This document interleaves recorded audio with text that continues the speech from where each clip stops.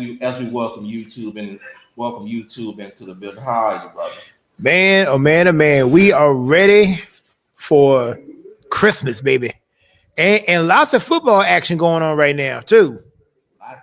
Lots of football action. What my headphones? Lots of football action. There we go. A little bit louder here. A little bit louder. So right now we're watching Houston and Kansas City, 17-16. Houston's trailing right now. I think they have it's fourth down. And Andy Reid's looking at his play calling sheet. There goes D'Amico Ryans, the head coach. That's a good rivalry as far as head coaches. One of the greatest ever doing one and an up and coming guy. Oh, Kansas City has the ball. Who did I have in this game, Kevin? Do you know? I think you had the Texans, but I gotta go back. Hold on. You texted to me yesterday. Yeah, because I had. No, you got KC. Oh, I had KC over. Yeah, you got KC and you got the Steelers. Okay, and Kansas City right now, I had them going for. They just got stopped on 4th and 1. It is Houston ball midfield. Ooh. This is I knew this game was going to be close. I just didn't know how this game was going to turn out. I was back and forth because number one, it was questions about Pat Mahomes all week long, whether he was going to play in this game or not. Right. Even though I had a strong feeling, I still didn't know if he was going to be able to play or not.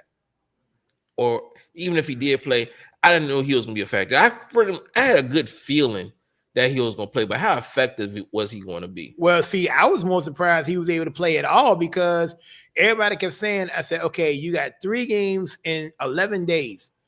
Set him for this one game and have him ready for Wednesday for Pittsburgh. But when they kept saying he's a full participant and they gave him the go-ahead, and I'm thinking like, you know what? Which reminded me of what Roman used to say many, many times. Do not bet against the magician. And he's like the only person that can get away with this because anybody else that's on a questionable report, and it'll make you think twice. And that's what happened, say, on Thursday. I got burned by that too because y'all had it right. I had it wrong on the Thursday night game. I think you and Sonya had the Chargers. And I'm sitting there thinking, like, okay, Justin Herbert's not 100%. They got blown out by Tampa 4 days earlier.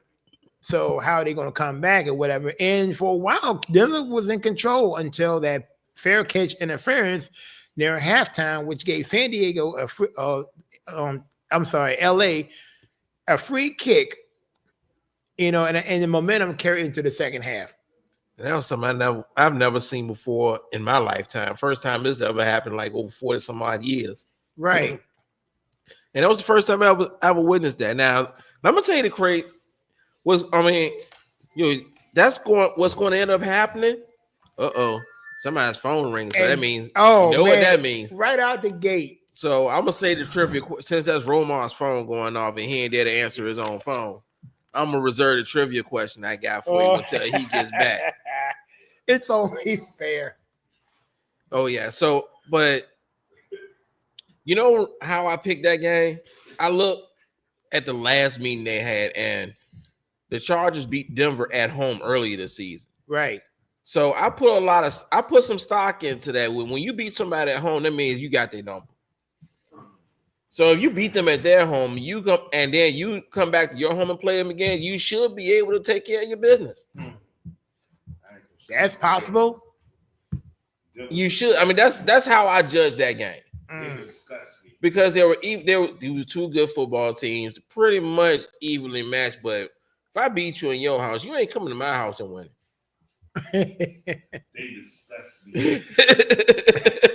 That's how it should go. So, well, guys, since your phone went off and we that WB's in the building, it's a special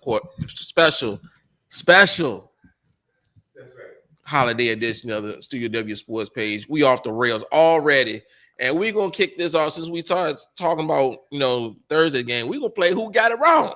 Oh boy. Who got it wrong? So we're gonna go over last week's picks. And surprisingly, I didn't do as bad as I thought I was going to do. But somebody else may have to come to the congregation. Oh yeah, it's time we coming to the congregation. We're gonna have some fun today. Oh Lord. Yeah, so I think for the most part, I think I only had like 4 wrong out the whole weekend. I don't know. I don't know how I got. I got wrong. Yeah. I don't even really care no more. Yeah. We about to go over. I honestly don't know. We about to go down the line. You ain't caught up enough. And the sad part, WB, you're behind everybody right now, as far as everybody in the crew. Sorry to tell you. Okay, last week we mailed in the Ravens. Last week the Ravens just thumped the Giants 35-14. I don't think nobody had that one. I don't think nobody got that one wrong. Nope. All right, I gotta come to the congregation on this next one. The Jets beat the Jaguars by a score of 32-25. I got lucky with that.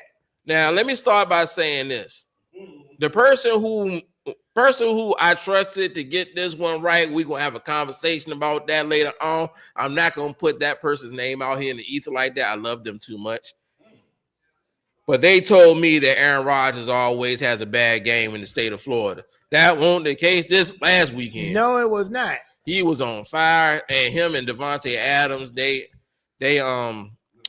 reunited, and it looks so good. Yeah, that happened down there in Jacksonville. And just think about Jaguars. I mean, these are two teams that just can't get this football season over with fast enough. So I mean, especially the head coach Doug Peterson. I think Doug is ready. I think Doug is ready to pack his own bag. I'm surprised he ain't been fired yet. I mean, because if you fire, what you gonna do? I mean, well, you know how coaches they get fired in the middle of the season. And how did Kansas City get the ball back that quick? I don't know. What? They on offense because Houston just scored and missed that triple. No, it's still the same score. Houston just stopped them on a 4th and 1. Something just happened, but anyway, just over. Also, I had the Cowboys versus the Panthers wrong last week. I thought okay. I thought they were just gonna hand the ball off to Chuba Hubbard and let him do what he do. Please tell me why. See, okay, this one I have to see. This one you have to come to the front for this one. I gotta wear my L on this one. Yeah, you did, because no matter how bad a Cowboys season is, you got Bryce Young has only won 5 games in his whole entire career. Five. He's 5-21 now. My pick was made out of this life of the Cowboys. And I'm thinking and for the first time also that they were favored in 34 games. And I just knew, I said, yeah, they're not, I mean, they can't do much with it, But I just knew somehow, I said, nah, there's no way. If there was if it was another quarterback, go ahead, hand me my bag. And it was some it might have been different. But Bryce Young, another one, never trust with initials BY. I'm sorry. Not BS now. BY. Yours was BS last year. Mine is BY this year. Oh, I'm sorry. Okay. He is not that good. Yeah, that's my bad. Now for this next one, we all got this right. I think I did get it.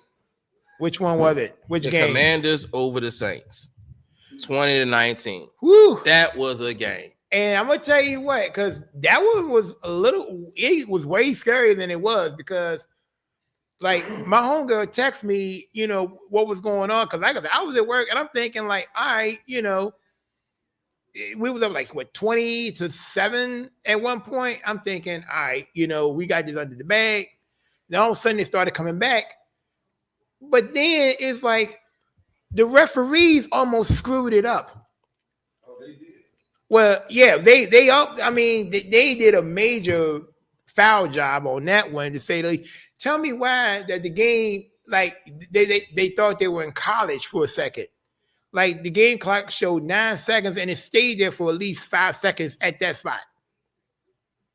Like make that make sense. And then they let them score, but thankfully, they didn't convert on the 2-point one. And I'm thinking, like, seriously. When you make it a comeback, like I understand the logic. You don't want to just go drag this out in the overtime, but this is one of those games where I was saying kick the field goal, take this thing into overtime, but hindsight's 2020. We can all say what we should have done after the fact. But I think everybody in that instance, when the game is going on and that adrenaline is pumping, you're going for 2 in that instance. You turn on instance. So, guys, like I said, I got that right. So turn 5 off. So hopefully I got this right. You guys been rocking with me for how long now? It's been 2 years. Yeah, and 2 years and change. Well, about 2 years and change, actually. So I got this for you guys. It's Christmas time. Hopefully you'll love it, ladies and gentlemen. Kevin, this is for you. Oh man. What? Roma, this is for you. Yo. Oh, thank you. Oh. I wouldn't be here without you guys, man. Mel. Oh man. You my brothers. Yo. Hey, this is my first ever NFL jersey. Are you serious? Yeah. Go ahead, man. Fat. I'm alive. Oh, now that's what I'm talking about. You got that. It's like Sean Taylor. Yes, you do. Oh man. And just the right size too. Oh, that's 21. Yeah. Yeah. I never had this. Hey, look. Hey, the only one I got Chase Young, Jaden Daniels, and I had a London Fletcher one that but that's like a Redskins Why one. did he tell me it was Darren Green? By the way, shout out to J&J. Oh man. But this on time. Yeah, this though. is courtesy of my guys. They hooked me up with these Oh. guys to get to you. Beautiful. All right, thank you. We appreciate you. Now you know what? Now After this from the holidays, but I got y'all, bro. hey, this remind me of WB. You remember that moment around this time last year? Matter of fact, it was on Sonia's birthday. We had that our little fun at the lounge. Yeah. At the clubhouse. Yeah, the clubhouse. And J was there. It was the Rams in Green Bay on Monday Night Football. On a Monday night, a time was had. Yes, it was. A time was had. I bought 2 jerseys from J&J. My first time one. I bought a Chase Young one and a Tua jersey. Yeah. Please holler at J&J, y'all. boy. 3302 Williamsburg Road. The Supreme And Free KC is Market. up. All the way, go all the way to the back to the right. You can't miss. I'm telling you, they got jerseys. They got every team apparel, football, basketball. And if they don't have it, hey, they'll get it for you. They got everything sports play. They also got these cool Nike suits too. Also Nike, Jordan, Polo, all kinds of tracksuit apparel. They got a ton of it. They trying to get rid of it. Yo, 3302 Williamsburg Road, Plain Flea Market, J&J Sports Apparel. Tell them we sent you, bro. And right on cue, KC just scored a touchdown. 24-16. 24-16. Which makes me so glad I picked them this week. Well, yeah, and look, right now is like basically all of us except for WB pick KC. Yeah, I needed to beat Romar this week. You need to beat Roma every week. Well, see, here's the problem. You can pull it mic a little bit closer there. The problem The problem is I stay with average like 10. The season isn't over yet. but Romar. the thing I laugh at the most, and Roman was spot on when he said he's like, he is living in your head. Romar ain't living in nobody's head. No, that's not it. That's not it at all. I just love beating Romar. The way you've been calling me every other day. You ain't beat me yet. And it's almost hey, Let me say, Dad, I'm gonna pull the curtain up because I don't know why I want to do this. But I'm pulling the curtain up. No, that's let me let me break something down to you guys. They call my dad. You know what his nickname is? Can I say it, Dad? Is that cool? Yeah, go ahead. His nickname is Cheese.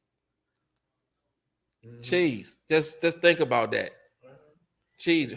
That's with a Z down. Cheese. I mean, just think. Yeah, because because when they call him Cheese because that's the smile he has when he's up to something. It's the same smile he's giving you when he's telling you these things. Look, my family plays chess better than anybody else I ever seen. Hey, that's good. He's playing chess with y'all right now. That's what he wants you to think. Okay. He wants you to think that, yeah, that's where his headspace is. He's two steps beyond that because that's how you play chess. When he's saying these things, he's keeping your headspace in one area while he's working on destroying another. Well, he ain't destroying the picks. Not yet. Wait, the game ain't over. It's not over. That's why I said just be mindful. I ain't saying react. I'm just saying be mindful. That's right. This is a chess game he's playing with you. Yeah, I'm playing one. But now also keep in mind he has not made his Sunday picks yet either. So that's another thing. He may have something in his back pocket, possibly. But for right now, in the mental game, Romar's winning. For now, he's winning. Exactly. That's how it's supposed to look. That's exactly how it's supposed to look. I've seen this before. Oh man, we've seen this movie before. For now, I say Romar. Oh, so where am I on there? No. I'm talking about as far as the head game between him and WB. Oh, okay. That part. Now it's for the state. That you winning it, you above any one of us in the pick. Yeah, but as far as the standings, I mean, yeah. now remember, okay, all right. To be clear, well, Roma really for the regular season, Sonya is above everybody in the standings. And where she was at last year. Exactly. Now, keep in mind, last year around this time, Sonya and WB was in the top. Both were in the top 5. And who ended up? Now, when the playoffs started, all it took was maybe 1 or 2 games. That's right. And if everything went downhill, Romar went on a heater. He went on like on a 7-game heater. And Romar was in the middle of the pack at the time.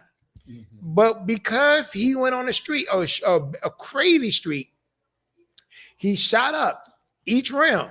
He got back. He got closer to the top. He got lucky. And he was inches away from winning the whole thing in the Super Bowl. If the game ended in regulation, Romar would have won it. Yeah. But because it ended in overtime, and like I said, the scores were Romar was like 2 points away. I caught. If it ended in regulation, I had the exact score. He had the exact score in regulation. Now that's wild. Coming from the middle of the pack. Mm-hmm. Yeah. A lot can change in 4 weeks. Yeah. But who remembers the runner-up? He didn't win it. Yeah, I did.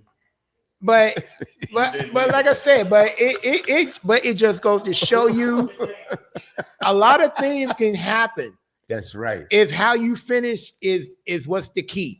We talking about right now. Because see, but the thing about now is that I'm ahead of you. Yeah, a little bit. Yeah. But look where I was in the beginning. I was at the bottom. Yeah, you still at the bottom. Still at the bottom. I was bottom feeding with CJ. But now WB's in the middle of the pack. But again, it just goes to show you, it don't matter where you end up at week 18. The key is making, because each round the points get raised. Like, okay, wild card is 5 points. The next round is 10 points. The round after that is 25 points. Then the Super Bowl is like, if you get the right team, it's 50 points. But if you get the exact same score with the right team, that's 50 extra points. So you could walk out over here with 100. The next closest score is like 40 points extra. So you could walk out with 90. And the 90 points is a lot compared to where you at.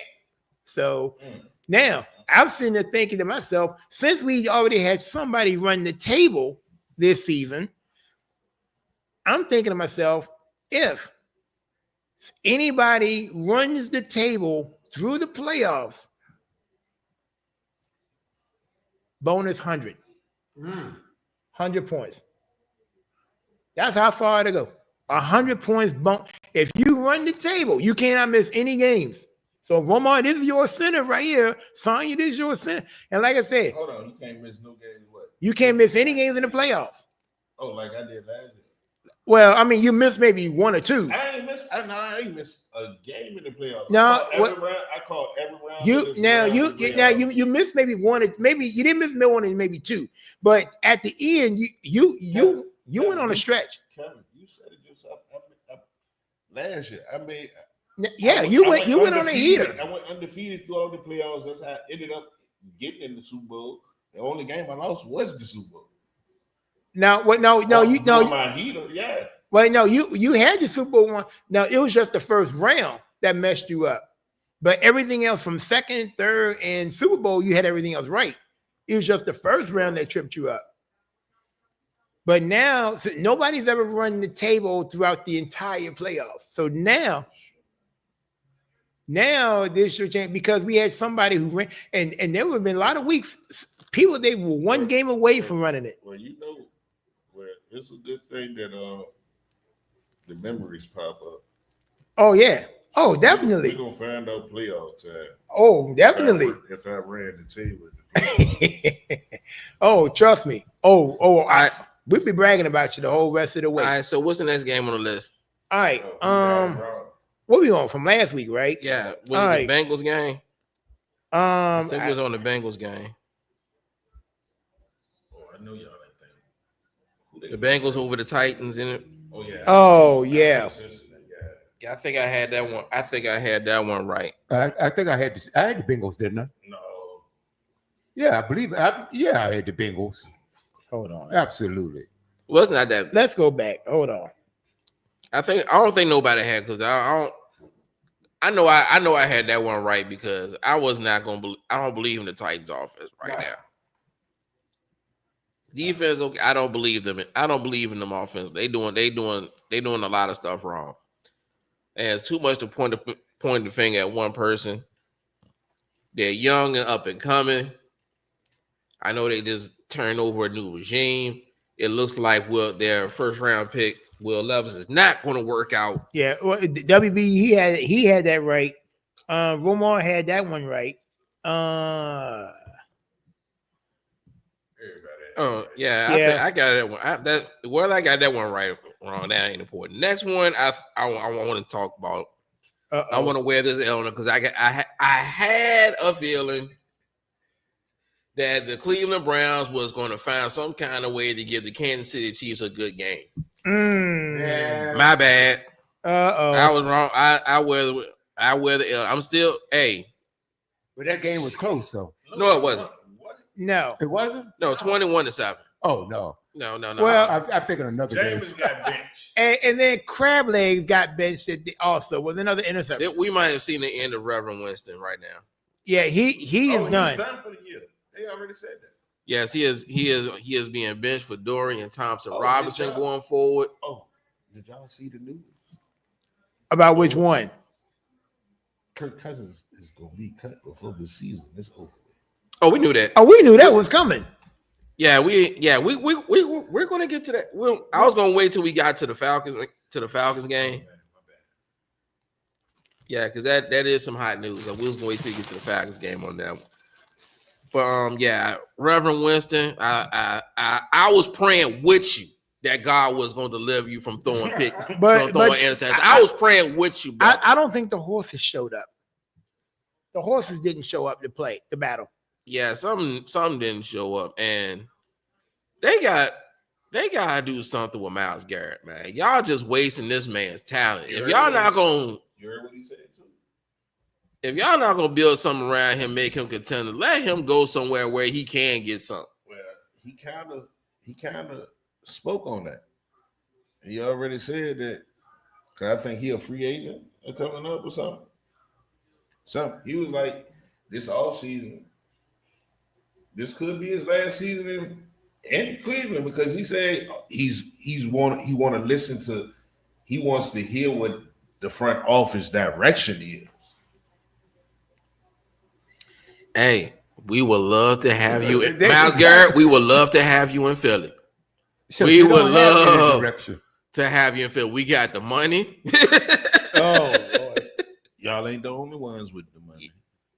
We already got number one defensive out now. Just imagine throwing Miles Garrett in with this the way this secondary is playing. Oh my! Yeah. Hey Miles. Because we got some decisions to make too. Milton Williams is up. This is his contract, and now Milton Williams is a solid player for us. But I'll talk about him later. What's next? What's next game? Let's see. Who got it wrong? Dolphins over the Texans. I think I got this one wrong too. I thought the Dolphins were going to be able to play a little bit better than what they did. I picked the Texans. I know I picked the Texans on that one. They lost. That was a game found 20-12. I don't know what to say about Miami. They just cannot play when it gets this late in the season. They are early season football team. Well, when it gets to December, they can't win in the cold. Now in this case, well, I'm gonna say that it's not cold. They just can't play. They can play in December. They played in the dome. That's true, and they still can't win in December. Period, whether it's in the dome or outside. Sorry, that's what it looks like. Yeah, so I got to wear the L on that one. Next one I know I had right was the Colts over the Broncos. Colts is another team that. Okay, now with that being said, did I get that one wrong? I think I got that one right. Didn't I have the Broncos? Broncos won that game. Yeah, they waxed them 31-13. You did have Denver. They palindrome. Well, I think I took Denver too. You did, yeah. You picked them, but now okay. But then they turn around and do this to me on Thursday. Exactly. Yeah. See. This is what Romo and I want to say, and we were thinking like, all right, you know what? They got all they had to do was win one game, and they would have clinched the playoff spot for the first time in 9 years. Now, here's my issue with the Colts. You had a chance to do something, and matter of fact, they were actually in control. They would have been up 20-7, but you got to make sure that you cross the the Jonathan Taylor. Yeah, but yet you decide to get cute, and then you drop the fumble the ball before. I don't feel sorry for him one bit. If you have not learned from Deshaun Jackson, that was stupid. Like really. And then the other play, which was horrendous. Hold on, let me say this before you go there. Put a pin. Hold on, let me say this. If you are a skilled player, if you're playing a skilled position, whether you're quarterback, running back, wide receiver, even if you're a defensive back, the word drop should never exist in your vocabulary. You should not even know how to drop anything. Yeah, alone to drop the ball before you cross the goal line. I don't care. You don't drop a pass. You don't drop a pen. You don't drop a pencil. You don't drop nothing in grease. You lay stuff down. You gently place down. You don't drop anything. That should never exist in your world. And if you apply that knowledge, stuff like this wouldn't happen. Continue. But then the other play. And Romo, you know which one I'm talking about. When he tried to get fancy, or was it it wasn't a flea flicker, but I guess it was like an option, and then he tried to throw it back to the quarterback, and then the Broncos read the play, intercepted it, and a pick six going the other way. That was like in the fourth quarter or whatnot. But it was atrocious on two of Colts plays, which they could have had control. They could have made some noise in that. You know what's so crazy? Me and Bill had a conversation like, this is the worst performance I ever seen out of a year two quarterback. Like Anthony Richardson has declined a lot from year one to year two. So basically, you saying he hit a wall. I don't know if he hit a wall. I mean, bro, who in the world say, "Hey, nah, I'm gonna take a play off. I'm tired." Yeah, who does that? I mean, that's just as on what level? That's just as crazy as dude that has said, "I ain't going in the game." What football player you know? All right, well, yeah, even though they benched them and all that, but then they said, "Oh, we can't do no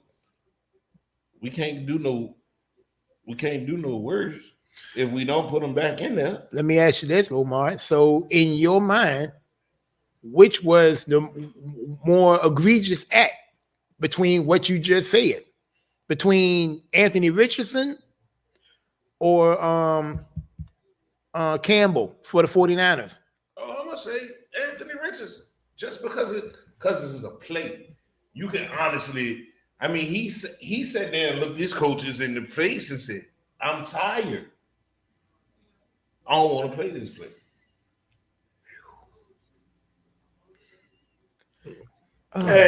So that's so that's why I can't believe in him. Like dude just said, dude ain't let say nothing to nobody. He just dipped.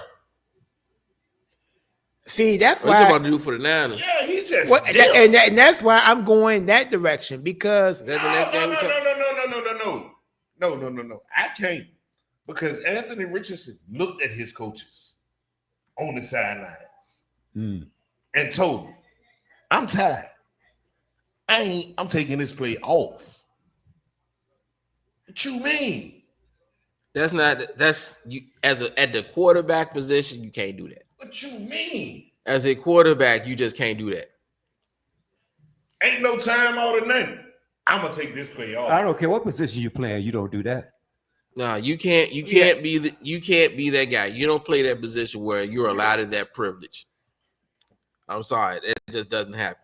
Okay, Cardinals against the Pats. Oh, I got that right. I think I had the Cardinals because I hope they did because they stomped them 30-17. Yeah, I think I had that one wrong. Cardinals is one of those iffy teams. I mean, yeah. See, Cardinals, you just don't know which ones show up. I had to wear the L on that one. They got the talent, but I think I had the Pats. Didn't I have the Pats? Packers, right? No, the Patriots. Wait a minute. No. You had Arizona. The Patriots are just trash right now. Well, no. I think I was the only one to pick the Patriots. That was my fault. No, because again, they just don't have enough. I was wondering why. But see, he was looking at he used the Cavalytics. No, actually, not so much of that. But it's just again I was looking at your logic. I'm thinking, okay, they lost last week. They got blown out by somebody the week before, and I'm thinking, and you lost at home. How can I trust you this week? So I actually went with your line of thinking, Romar. Believe it or not, so there were no Cavalytics on that one. But you can't tell which. See, it's almost like they're the NFC version of the Chargers. My way of thinking and my logic only works for me because nobody sees or thinks the way I think. Nobody, Romar. See, again, this one of those you motivate people more than you realize. You really do. I mean, I don't do homework. You do work on something. But let Neil tell you. Man, look. Let me tell you something, man. Look, you learning somehow. Let me tell you something. Wait, when you don't need a pen and pad to do homework, bro. No, when you be calling me and you don't need a pen and pad to do homework, bro. No. You in your world, Romar, you don't need anything to write nothing down. You could call one of us and be like, "Yo, Kev, yo, Mel, You see this mess, man? See, I'm telling. I'm I'm like, but that's what I'm saying. Like you just throw angles at something that one of us didn't catch. Hey, now look at this. What you know what I see right now? Again, Exhibit A. Go ahead. With Kansas City. They might have one of the most dangerous receiving cores right now going into the playoffs, bro. And you got D-Hop, Hollywood Brown, Xavier Worthy, Rashid Rice might come back. Yeah, he ain't come. But hey, well, we got to. Let's talk about the threat to them because that's the next game. Buffalo beat the Lions 48-42. Now that was a game. Oh man, I was wrong on that one. I think I picked Buffalo because I needed Detroit to lose. I think I picked Buffalo too. I needed Detroit to, and Josh Allen. They really trying to give this guy the MVP. Nope, WB, you picked Detroit. Actually, I know I picked Detroit. Yeah, I did. I had it wrong too. Didn't I have Buffalo? There was one of the games you switched over, but I don't remember which one it was. No, that wasn't it. Let's go back. I thought I had Buffalo. You did. Yeah. You did. I wish that was 9 game. But that game was only worth 1 point. Sucks. Oh, but it was great to see that if you didn't have satellite TV, that both CBS and Fox had double headers last week. Shout out to them. Was that the 4? No, that wasn't. Yeah, that was a 4 o'clock game. Yeah, that was a 4:25 window. Mm-hmm. So that was on CBS. The Eagles game, Steelers game was on Fox. No hard feelings, Steelers. Oh man. Now look, no hard feelings. I respect Steelers. You were catching strays on that one, Mel. How? Well, no, I mean, look, but I'm glad you had to clarify because between I get a kick out of you and LJ3. Y'all two are hilarious. Well, what strays was I catching? I don't know, but it was funny how that, like, I think more LJ be getting more strays than you. Yeah, because I say on my timeline when I was looking at Facebook, I'm taking a break from, but that's neither here nor there. But when I was, before that. There was my entire timeline was completely Pittsburgh Steeler free. Like there was no post from any Pittsburgh Steelers after the game. Yeah, because he blows up my inbox every single day. And usually you'll see them. They're not really trolling, but they're like, yeah, Steelers win. You'll see a couple of them dance, doing little TikTok videos or things of that nature, saying something. Or on Tuesday nights, he'll be the first criticizing the play. Something. He'll no. Oh yeah. Oh, LJ was on. He was in rare form though. He had. But see, LJ's an Eagles fan. I'm talking about the Steelers fans, not from our end. Oh yeah. We do what we do. We say what we say. But for the Steelers not to say anything, I'm like, whoa. Oh yeah. I'm like, no hard feels, but y'all all right? Oh I mean, yeah, because I remember you and Alvin. It was hilarious. I mean, I was laughing. I understand the silence because never before have I ever seen a 10-minute drive just to kill the clock and intentionally not score.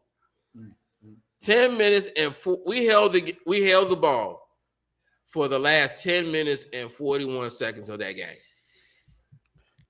Oh, and now think about that, Dad. Dad, think about we watching this game. 24-19 Kansas City. We're Kansas City. We drive the ball up. I mean, and we're just draining the clock. Houston thinking they got a chance to get the ball back. Last week with Pittsburgh. Y'all came to our house and we didn't even give y'all and I said, no, you can't have this. The game is over. Yeah, that in itself was insane. Yeah, but I was kind of quiet after the game. But you know what? I can't read that, bro. There was one other stat that was more mind-boggling than anything else. Mel, here's the thing. because I've seen this on the timeline, and I know LJ's would have said something too. The Steelers have not beaten Philly in Philly since 1965. Whoa. No matter how good they've been all this time, Since the beginning of the Super Bowl era. since 1965, the Steelers have not beaten the Eagles in Philly. That's mind-boggling to me as a fan. I'm like, are you serious? Yeah, we own the overall record against them. Mel, help me with this. I'm like, bro, We run Pennsylvania. There's always been, the Steelers got those 6 rings, but we've always had the head-to-head record. I know, crazy. Look, if the cameras would have saw my jaw drop right now. Y'all got the trophies, but we run the state. Yeah, pretty much. That's insane. But seriously, but it's all. Like I said, I'm not trying to dump on the Pittsburgh Steelers. I respect them. I know They're one of the more classier organizations. But y'all the capital city. Y'all the capital. Yeah, it is what it is. Much respect to them though. Buccaneers and Chargers. I think I got that one wrong. Oh, I definitely took the Buccaneers. They whooped them. Yeah. And they went, and not only that, they went to the West Coast and whooped them. Exactly. Baker, man. And that's the team. We don't talk about that team enough. They're leading the division 8-6. But don't nobody talk about what Baker do enough? What's it? The Buccaneers? Yes. Now don't they play the Cowboys tomorrow, right? Yeah. And they're gonna whoop them. They're gonna beat the brakes off of them. I'm sorry. They're gonna beat they're gonna beat the brakes off of that. I hope they do. They ain't got that look. So we don't have to worry about on Monday. We like, man, my condolences to the Cowboys fans, and they and you know what they are. And WB be like, yeah.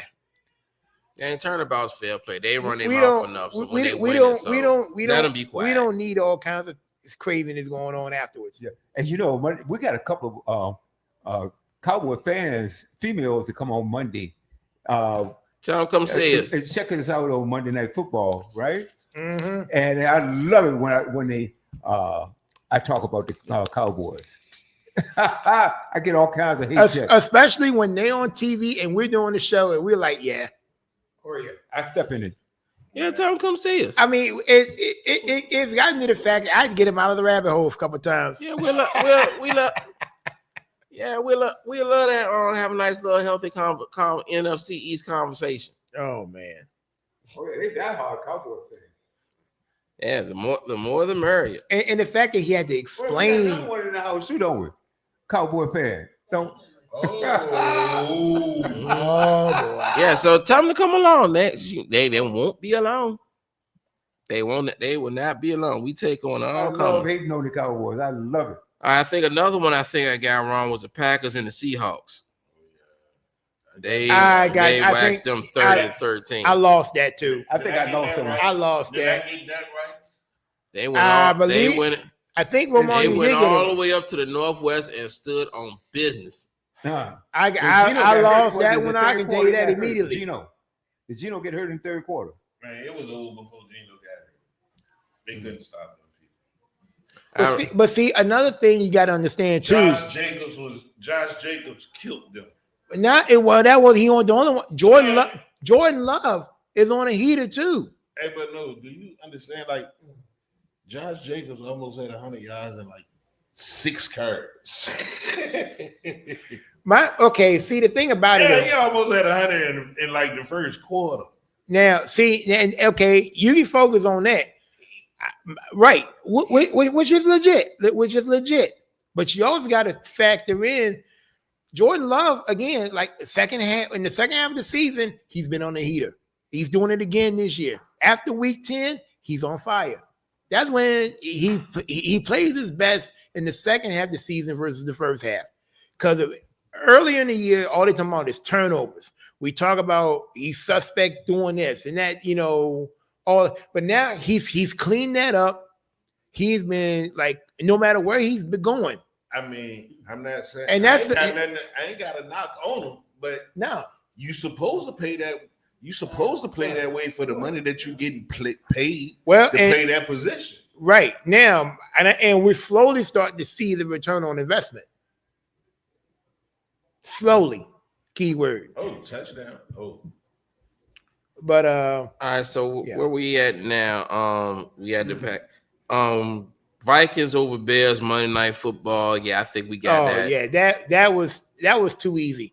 That was way too easy. Yeah, we ain't got to talk about. But the Falcons over the Raiders. I think I had Yeah, the Raiders on that one. you did. Yeah, I don't know And why you did that. why you because of Kirk Cousins. now? Okay, Romar, yeah. And I didn't. your turn. What? What were you gonna say about Mr. 8 o'clock, Mr. Kirk Cousins over there? Oh well, I mean, he gonna be finding him a new home. After 1 year, I mean, look, he's still the GOAT when it comes to money because somebody gonna give him another big contract.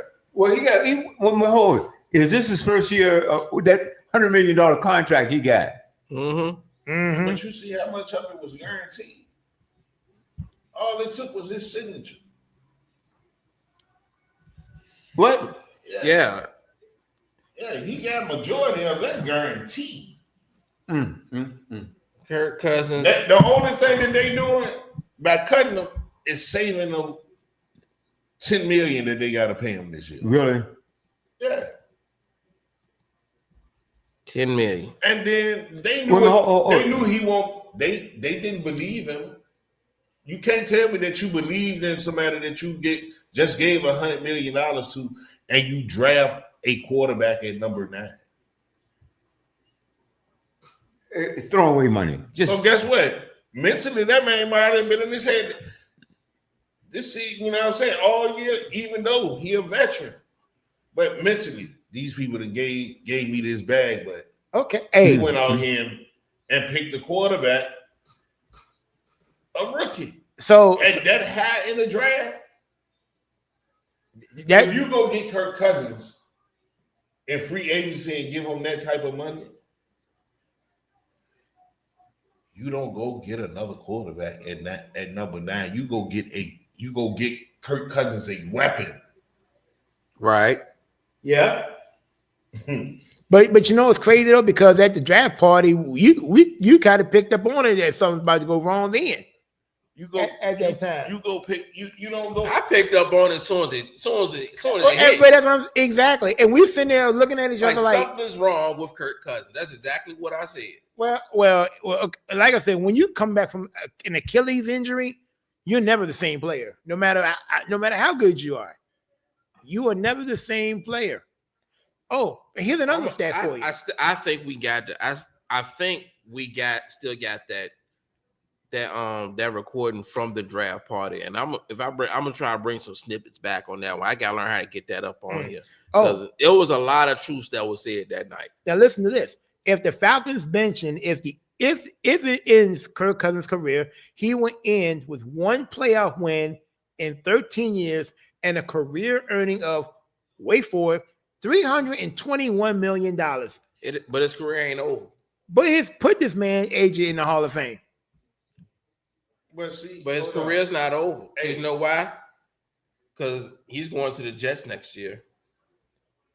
Ain't gonna steal more money from them. No, he's not. No, Yes, he is. He going. You better not. He might end up in New York, but it ain't gonna be with the Jets. The Jets are going to Jet, and the most Jet thing right now is picking up Kirk Cousins. say it ain't so. I'm Convince me otherwise. Because that's what we're gonna get into. That's the end of our picks. So before we go any further, You know what? You know what we're gonna talk about. We gotta talk about the Jets. I'm just dying to bet food on the line for this. I'm just dying to. All right, the article from the Athletic, New York. Check this out, Dad. You listening? Oh, I got you. The New York Jets owner Woody Johnson reported turns down a trade target over a video game rating. Oh, against Roman's boy, Jerry. Jerry Judy. There was a trade on the table.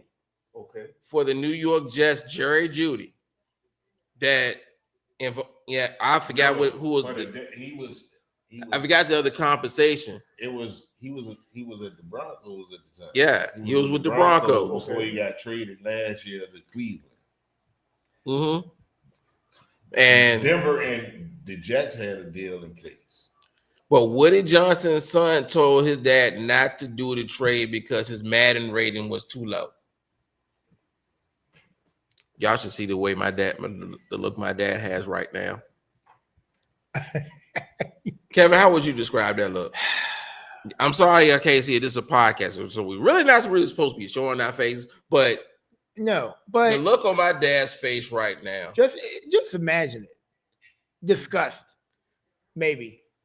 Dad looks like he got to bail one of us out of jail. That's the look my dad looking right now. Like the disappointed look when you send your child out the world and they do the dumbest thing and you gotta explain it. Oh boy. That's the look on my dad's face right now. Just man, like CJ Stroud is taking that sack right now. Oh man. Is he okay? All right. Just like CJ Stroud taking that sack right now. That's the look on your face. You said look out here like I'm bailing one of y'all out of jail. Yeah, you know what? Be that stupid. No, you're gonna stay there. you're gonna have to stay locked up for a while. No. You ain't gotta stay there. You have to make room for me in there with you. Because I listen to you. I need to be in there with you. Oh my God. Because I listen to you. Yes. Now, there's I can't bring up the actual article on the report of the Athletic because I think we want to talk about it more. But I'm gonna just paraphrase a lot of this to you. But when you a kid,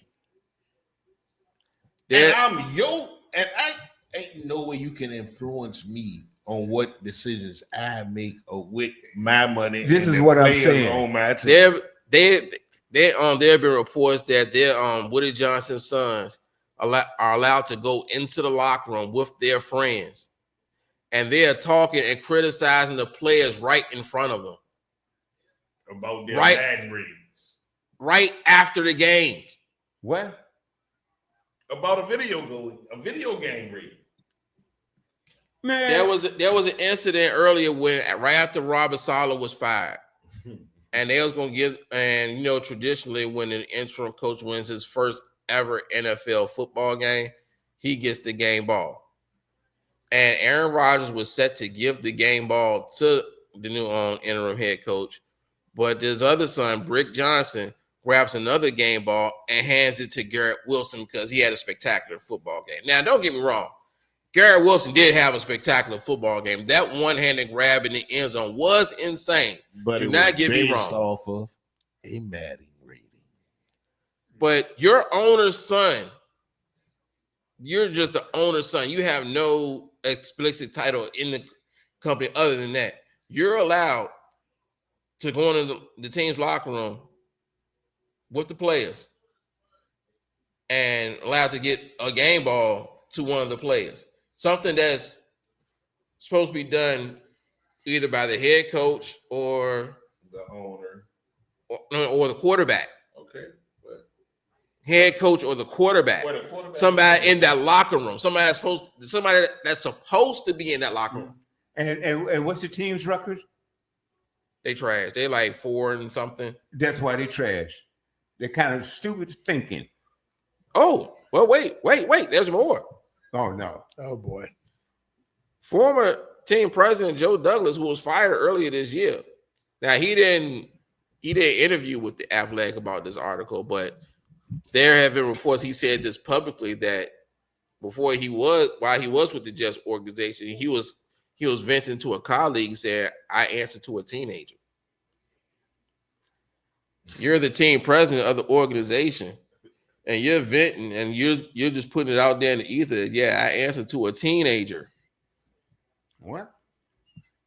So when I say the Jets are going to jet, I fully, in my heart of hearts, believe that's Kirk Cousins' next destination. Oh, you gotta be kidding me! You see, we're dealing with some people that's not so bright. I'm telling you. So all right, okay. So all right, hold on. If that's Kirk Cousins' next destination, where's Aaron Rodgers going? Oh, Aaron A Rodgers home? retiring. Oh yeah. He's retiring. He Oh, is done. put him out the pasture. There's nothing else he can do. He going Kansas. There's nothing he can do that can change the narrative of Aaron Rodgers either for the better or the worse. He's going to a broadcast booth. There's nothing else he can do on that football field. No, He going to Canton, Ohio. No, that's going to change who he best is. say where he was doing Jeopardy. Yeah, there's nothing he can do on the football field that can change his perception from this point forward. It is time for Aaron Rodgers to admit his idea. He's still going into the Hall of Fame. He still had that time where he was that bad man. All right, well, nothing's going to take that away from. But this guy that's playing quarterback right now, he's got to go. He's no. Didn't he win the MVP like 3 or 4 years in a row? Yes, he did. Then no one's taking that away from him. I'm just saying, he the only player to ever do it. Yeah. Okay, why are we on this? There's nothing he can do to top that. No, well, there's nothing he can do, especially the way he's playing now. I mean, but he got the one Super Bowl, but they should have had more than just one. There's nothing they could. Hey, that was when he was with Green Bay. Yeah, I mean, but I'm just saying, them teams in Green Bay that they should have had more than one. Yes, they should have. Even after Mike Holmgren left. But they kept running into San. Was it them that kept running to San Francisco? It was San Francisco. It was their kryptonite. It was McCaffrey, what Dallas coach. Yeah, they got that one, and after that, it was just after the game, that playoff game against Dallas. When they didn't call the Dez Bryant catch a touchdown, that was a touchdown. Yeah, everything been downhill for Aaron Rodgers in Green Bay after that. I can see that. So, like I said, the Jets are going to jet. Now so they're gonna trade Aaron Rodgers for they're gonna let Aaron Rodgers retire to pick up Aaron Rodgers number 2. Yeah. And give him the same type money, huh? Yes. Until you give me a logical explanation why the New York Jets will not do that. Why? I mean, come on, you can say exactly.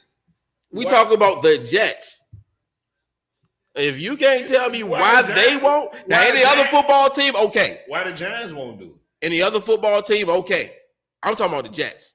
Why the Giants? Why you can't? I can't apply that same. Even though they share the same building, I cannot apply that same logic. They are different. They do a different level of stupid than the Jets. I'm not saying one level is above the other, but they operate at a different level of stupid. Oh man, and that's not a good thing. They're in a different room.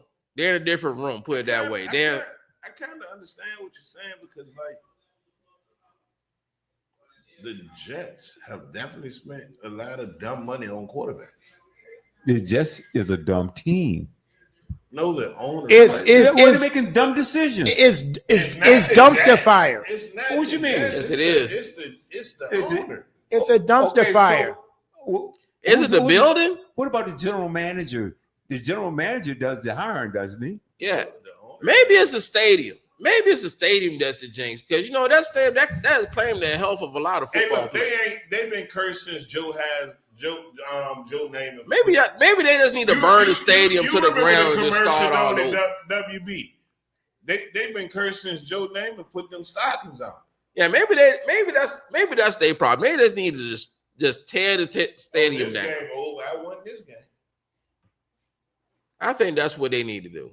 Well, I got this one on right. Well, let me pull my. Now this game over when Isaiah Pacheco just ran for a first down, nice little chunk, and slid in between somewhere inside the 10. He slid around 13. Oh yeah, well, and the clock keeps going. Yeah, they're out of timeouts. All they gotta do is kneel down from here on. Oh well, and again, and another one that WB picks that does not go out well at all.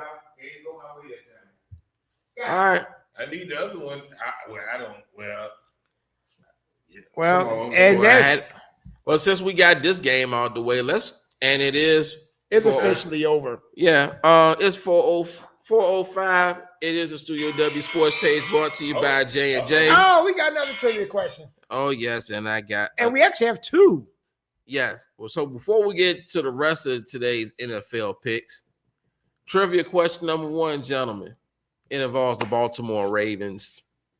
Mr. Lamar Jackson, who stays an MVP candidate, one of the best to do it in the league.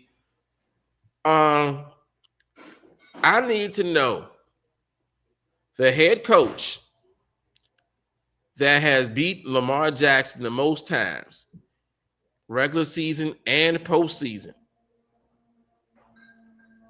Give me the head coach that has beaten Lamar Jackson the most times, regular season and postseason combined. Mike Tomlin. Mike T. You got Mike T. Nope. You're a smart man because Mike Tomlin is incorrect. I got Bill Belichick. And then he comes out with the Bill Belichick. I'm sorry, bro. You're incorrect also. Oh, come on. I don't care. Okay. Oh yeah, actually, Mike Tomlin was a better answer than Bill Belichick. You gotta remember the Steelers versus the Ravens. Lamar Jackson's been in the league for a while, And now keep in mind, he has not played the Steelers on because a lot of times he gets hurt near the end of the season, so he's missing a lot of that rivalry. so well, he's 1-4 against them for one. But Yeah. the Steelers have beaten the Ravens 8 out of 9 times. But he's won it. But I'm talking about regular season and postseason. He's 1-5 against one guy. Who is it? The Buffalo coach? No, I give you one hint. We just watched him. Andy Reid. That's right. Andy Reid is 5-1 against Lamar Jackson. That's trivia question number one. So, trivia question number two. Oh, I had that. All right, I'm gonna give you trivia question number two after we get through the picks. I got it written down. I gotta look it up. So, this week's NFL picks, Kevin, please take it away. All right, let's see. On the Sunday games, we're going to start. Well, we already know how the first one's going to go with Eagles at Commanders. We already know where we stand with that. WB, who you got? Eagles. All right. Yeah, normally I would say I asked about the home split earlier this season, but we in a race for that 1 seed, so we need to win out for the 1 seed. So there's no way I can pick my squad to lose. So, all right.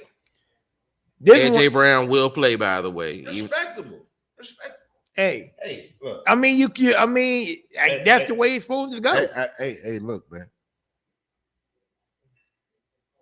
That shiny new toy looked good in New Orleans. Oh, yes. And let's not talk about Agent Zero that shut AJ down in the first meeting. We got this guy, young kid. No, yes, we did. Oh, the rookie. Let's not talk about how the rookie played. I like the rookie.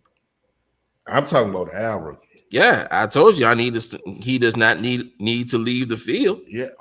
So yeah. Oh, but didn't I say that? Didn't I say that? You definitely did. So it might be. Now It might be grueling on both ends for all receivers on both sides on the field tomorrow. Now, and here's the fun part: there were no targets thrown Lattimore's way last week either. Yeah. So it's gonna be for the books.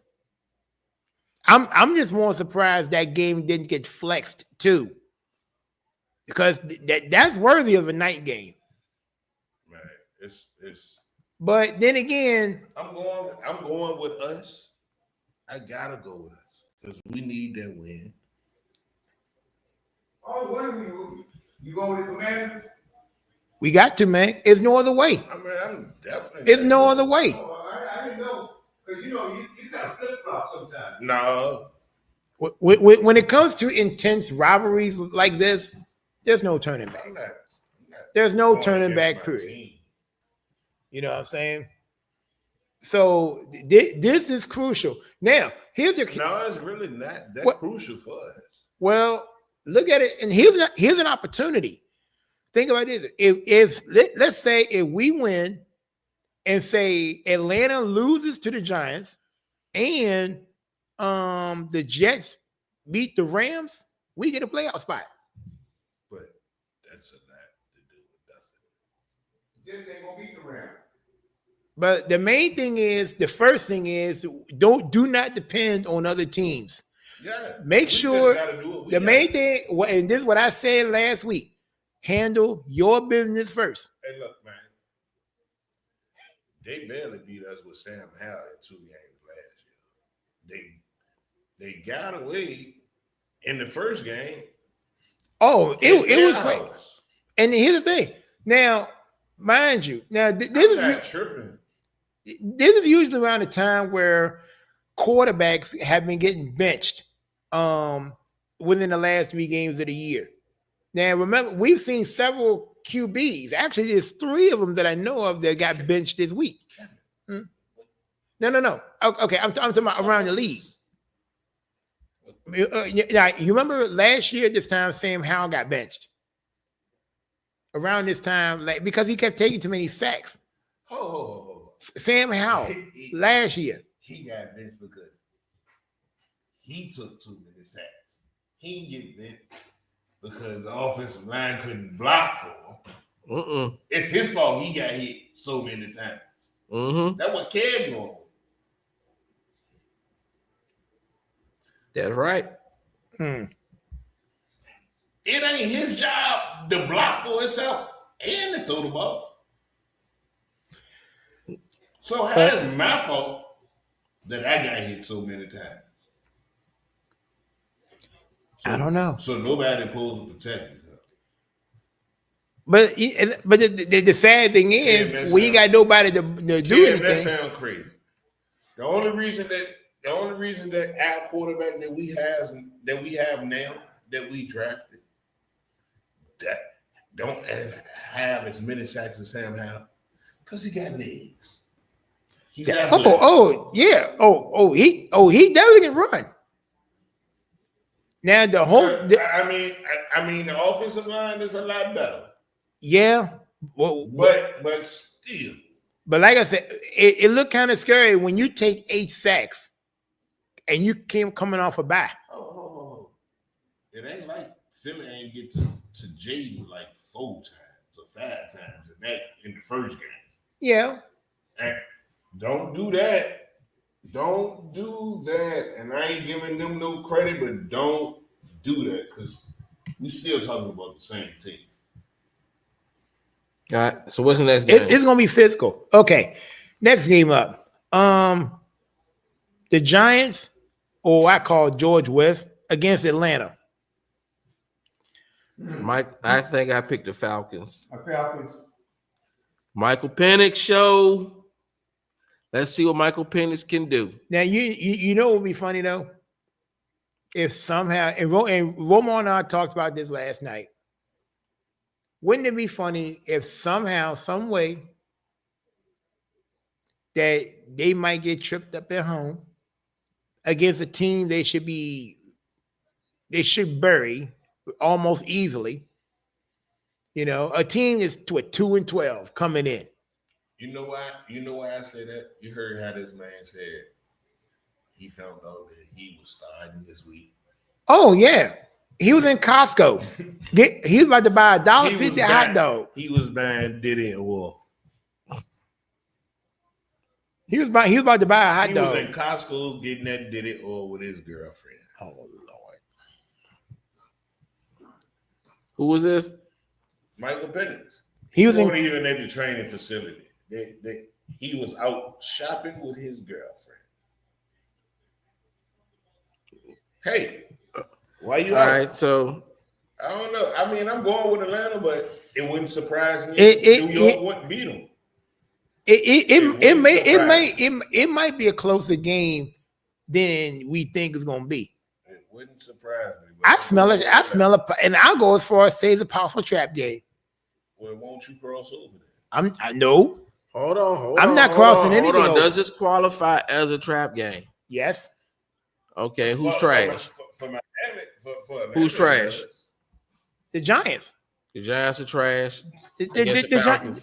Giants are 2-12. Mark. Yes, sir. Oh yeah, we going through these NFL picks. All right, we got to get Mark caught up. We're going with the first one. We got Eagles at Commanders. Mark, who you got? I'm going with the Eagles. All right. Okay. All right. The one we was covering just now. The Giants at Atlanta. Well, I'm going with Atlanta. Now, let me ask you this, because we sitting there thinking, do you think this might be a trap game?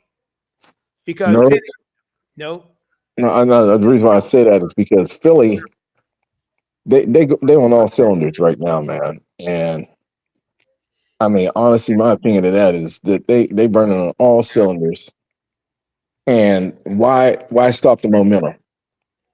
I mean, at this point, you keep the momentum going.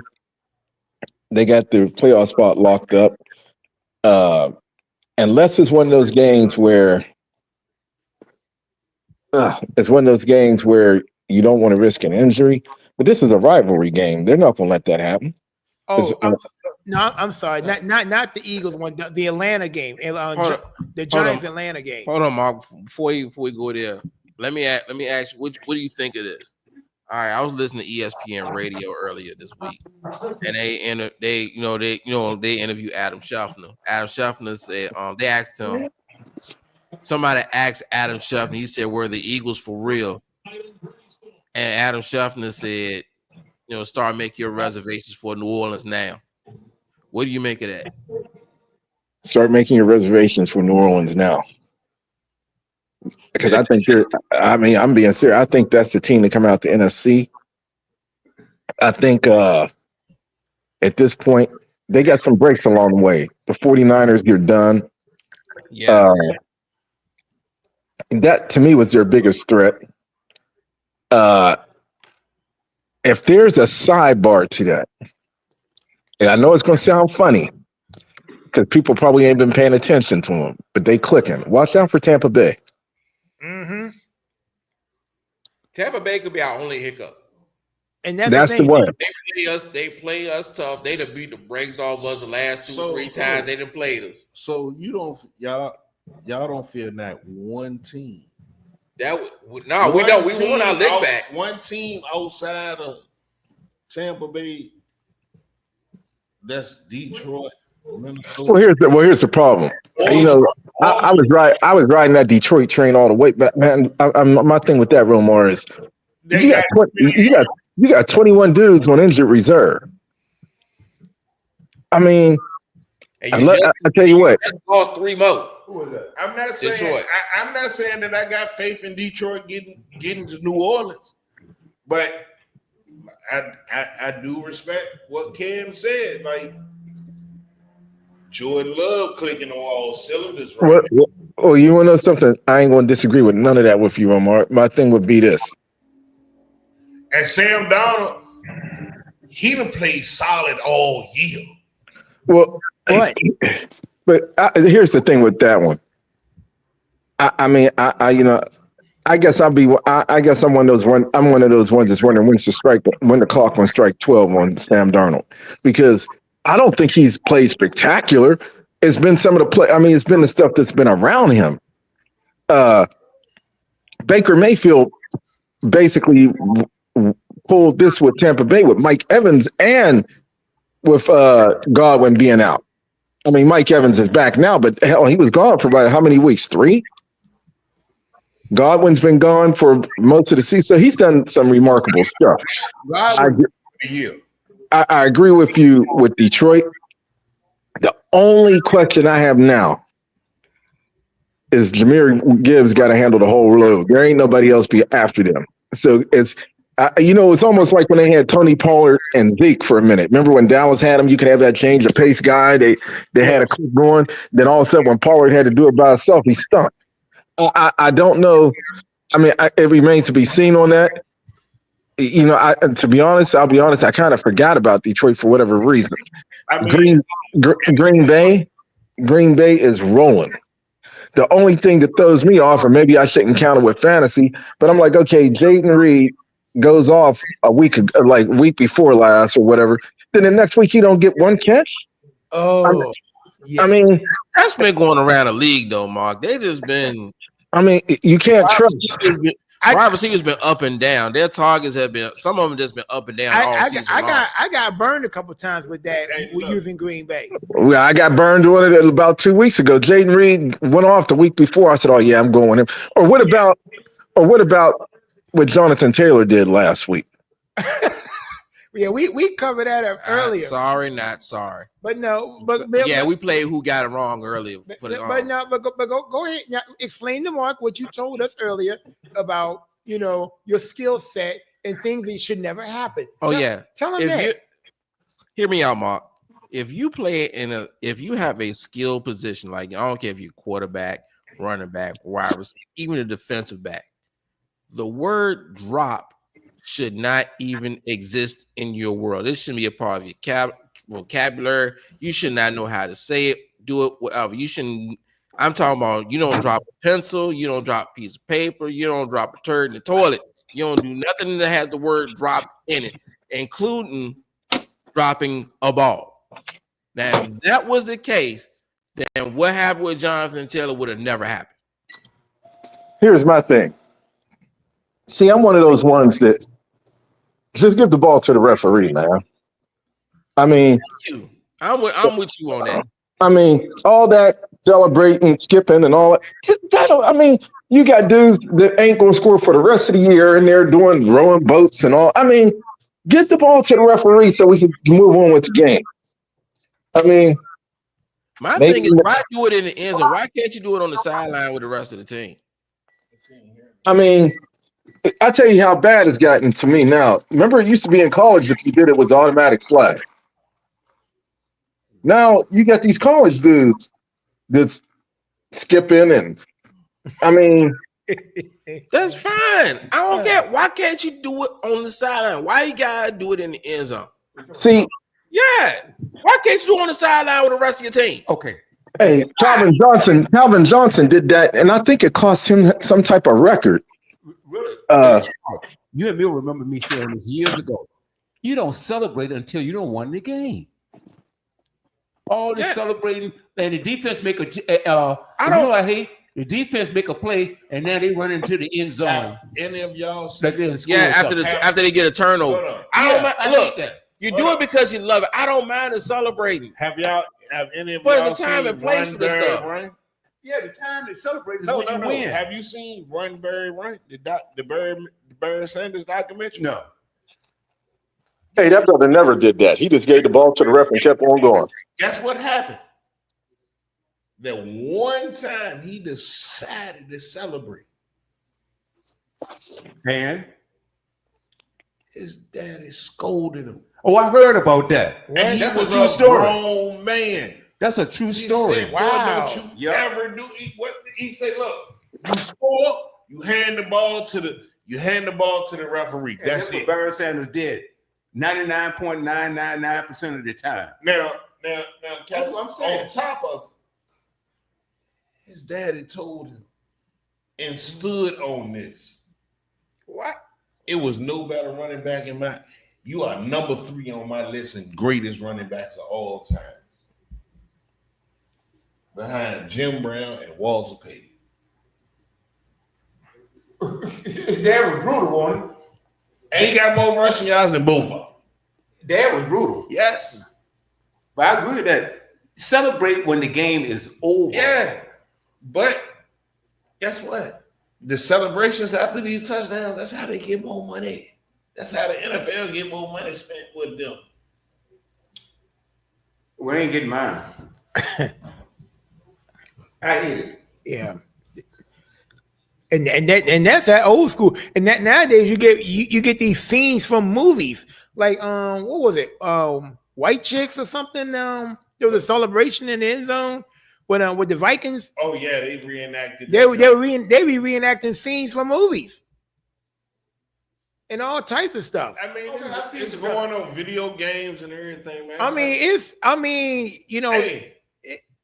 It's creative at times. No. It doesn't belong in football. And Terrell Owens used to piss me off with the pom poms that time and the popcorn but ain't no see, but. But it's no, it ain't no but. It's a business.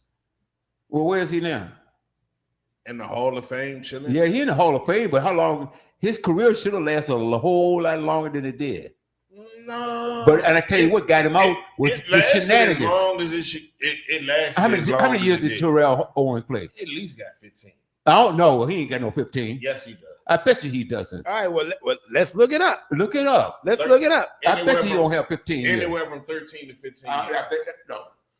More like 12 or 10 to 12. No. Hey, Mark, how many years Terrell Owens got in the league? Is Mark there? No. Okay. Yeah, I don't believe he got no 15 years in the league. At least. It might be more. No. You said how many years? 13. You said 15 in the beginning. 15 about. He ain't got no 15. Yeah, I think he played 15 years. Matter of fact, the answer is 16. Whoa. 16 seasons. No, no problem. It was 15. He played for 15 seasons. Okay. Well, I got 16 on this one. I apologize. I stand corrected. No problem. But you know what? He could have played longer. Now, how many teams did he play for? 4. He played for San Francisco. Yep. He played for Dallas. Didn't he play for Dallas? Yes, he did. Oh, I remember that time. Buffalo. Yes. That's 3. Who else did he play for? Did he play for?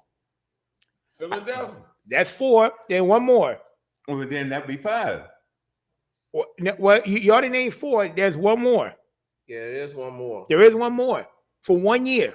You wouldn't guess this one, actually. Was it Patriots? Nope. But it is in an AFC. Yes, he did play for New England for a season. He did sign to New England. That was Randy Moss. No. And he did play for 5 teams. Y'all missed the 5th one. The 5th one was obvious. What? Well, to answer y'all question, the one you're missing is the Cincinnati Bengals. Yeah. I don't remember that. But the answer, but what I didn't hear is his first stop was the 49ers. Yes. Yeah. And I remember him. Yeah. He did say that. You did? Yeah, he did say that first. He did play. He did wear New England's Patriot jersey too. No, he didn't. I thought so. He didn't record a stat for him. Well, I tell you what though, I remember that time he was in San Francisco and he. No, I remember. I said Cincinnati. He played opposite Ocho. Yeah. Ocho. Yep. Come. Matter. They actually had a song together at one point. And they actually had a good season. But you know what's so crazy? You know what? Hey, Cincinnati. They had another receiver down there with them. I don't know why they didn't do nothing. They had Antonio Bryant at the time too. But you know what's so crazy? I think the best wide receiver in Cincinnati than me. Ocho Cinco? No. No, TJ. Yeah, there you go. Hushmanzada. TJ Hushmanzada. He ran and the only and his outside and his number 2, if he didn't die, Chris Henry. Yes. Oh, Slim. What? Slim Henry. Hey, what's the next game? And you about to see the second coming of him in Ohio State next year. Who was that? Chris Henry's son. Yeah. He's somebody to watch out for. Pac-Man Jones adopted this man's kids. Wow. After he died. All right, so what's the next game? All right. So now we got that out the way. In the 4 o'clock window now. We have another mail-in. Rams at the Jets. Yeah, I think we covered all these. No, we didn't. No, we didn't. No, we didn't. We just covered 2 games. Talked about a little bit, but nobody. Give me the Rams. Yeah. Hold on. We took. All right. So we definitely took the Rams. Okay. Okay. Rams and the Jets. That's it. Oh. Oh here we crap! go. Which reminds me. Hold on. Since we mailed that in, I have another trivia question for you guys. You can't go back. Okay. What's it? There are 3 players in NFL history who gained more than 2,000 yards from scrimmage in their rookie season. Name the 3 players. In their rookie season. Yep. Who gained more? Listen, 3 players, 2,000 yards from scrimmage. Offensive play. Yes. In their rookie season. Eric Dickerson. Eric Dickerson is one of them. I would say OJ, but I know he broke the record when he was in Buffalo, but I don't know if that was his rookie season. How about Barry Sanders? OJ started off slow. No, I would say Barry Sanders. Barry Sanders. I would say Marcus Allen. Ooh. No. Really? No to both of them. What? What about LaDainian Tomlinson? No. Yeah. Really? Walter Payton? Nope. What? Well, Earl Campbell ain't one of them. Robert Griffin Jr. Well, one of them gonna do it again this year. Derrick Henry? Nah, the other one. Or Saquon Barkley? All right, that's it. That's 2 of them. Now give me the last one. Wow. You said rookie season. Yeah. 2,000 scrimmage yards in his rookie season. This ain't Saquon. I know it ain't Robert Smith from But he Minnesota. did it in his rookie season. I said his name before. You said no, and I said it. You ain't say Saquon. Yes, I did. Okay. Okay, well, Saquon is number 3. Third one. But is it a tough one? Is it current or past? How far back we going? Do it matter? Do it matter at any skill position? Well, I'll give it to you. It is a running back. The running back he does not have a Super Bowl ring. Oh man. I said do it matter with skill position. Yeah, I gave you the skill position. He's a running back. But he ain't got a Super Bowl ring. He's a running. Adrian Peterson? No. But around that time.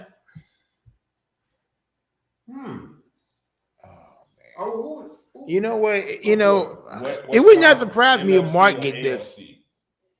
Both. What surprised you? What, Kevin? It wouldn't surprise me He if played. He Mark started picks off in it the up. AFC. He ended up in the NFC. And it was sickening. All right, here's another one. Marshall Falk. Close. I give up. I give this. This is the last hint. This is the last hint. When he left this team to go to his new team, his old team won the Super Bowl that year. Oh boy. I remember that. It ain't Edgerrin James. There you go. I told you. Edgerrin James. I told you. See, WB, I just said it. I said it would not surprise me if Mark found something and picked it up. There you go. I just said it. I'm telling you, man. See, The following year, he went. Mark Daniels is on a heater right now. Ladies and gentlemen. all about it. Well, when he said he left the AFC and went to the NFC, I said, okay, now I know who he's talking about. Oh man. See, What team He went to Arizona. He left the Colts. Yeah. And went to Arizona. And the Colts won And they won the Super Bowl afterwards. Yeah. God. Wow. With Marshall Falk, right? No, they had a die. Wow, I forgot about him. Damn. Wow. They had Joseph Adai. Yeah. Okay. You know, I got a question to ask you guys. I always think about this all week. Mm. In your opinion, who's the baddest combo running back and scariest that's ever played in football? That's ever played in football? Ever. That has ever played in football. Yeah. A 1 and 2 punch in the backfield, running backs. Is that including fullbacks? No. I would love to see what Bo Jackson, Marcus Allen would have. Oh, well, you can call him fullback or Well, that one would never happen. Well, if you include fullbacks, my greatest combo then would be Tom Rathman and Roger Craig. Okay. I was going to say Roger Craig to a point, but you know what? I know it sounds crazy when I say this, but any running back that was in the backfield with Lorenzo Neal was guaranteed to be 1,000-yard runner as a fullback.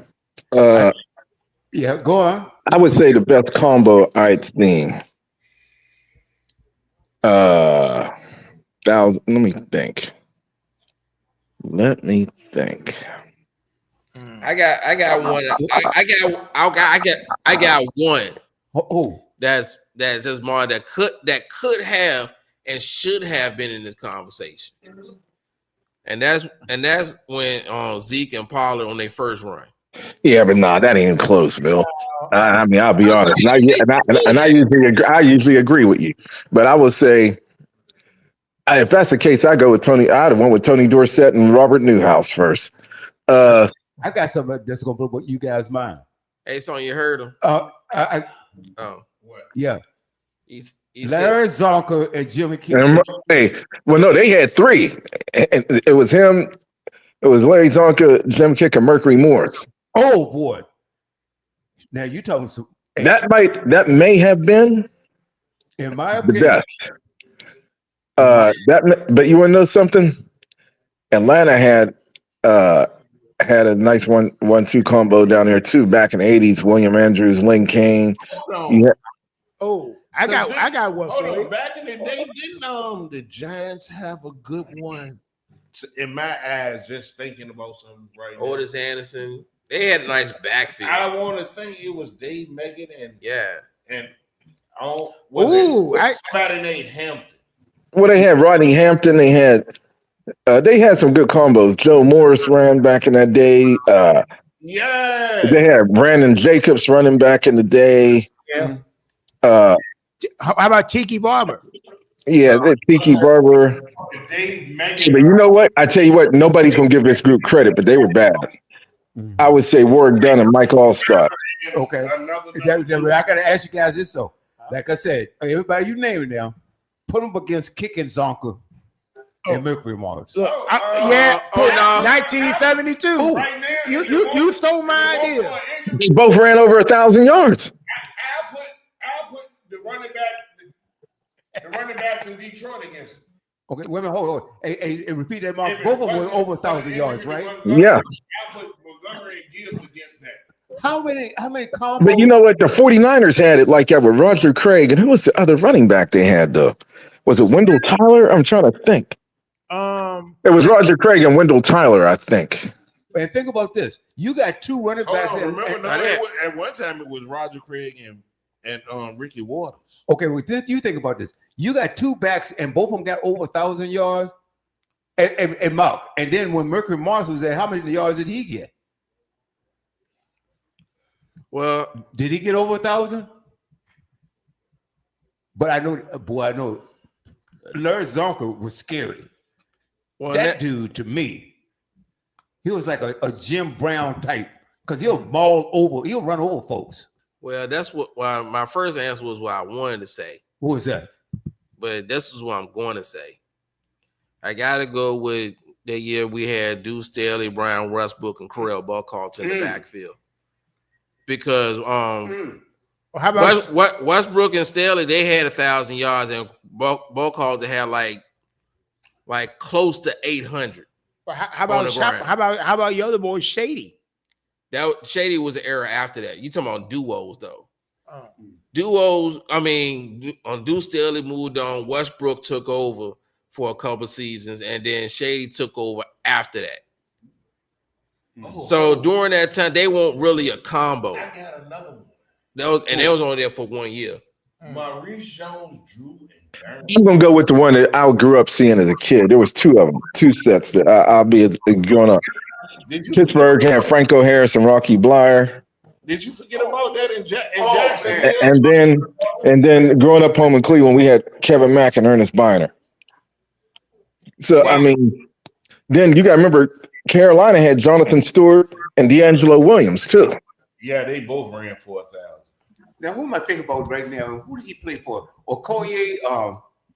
Yeah, but he played for Kansas City.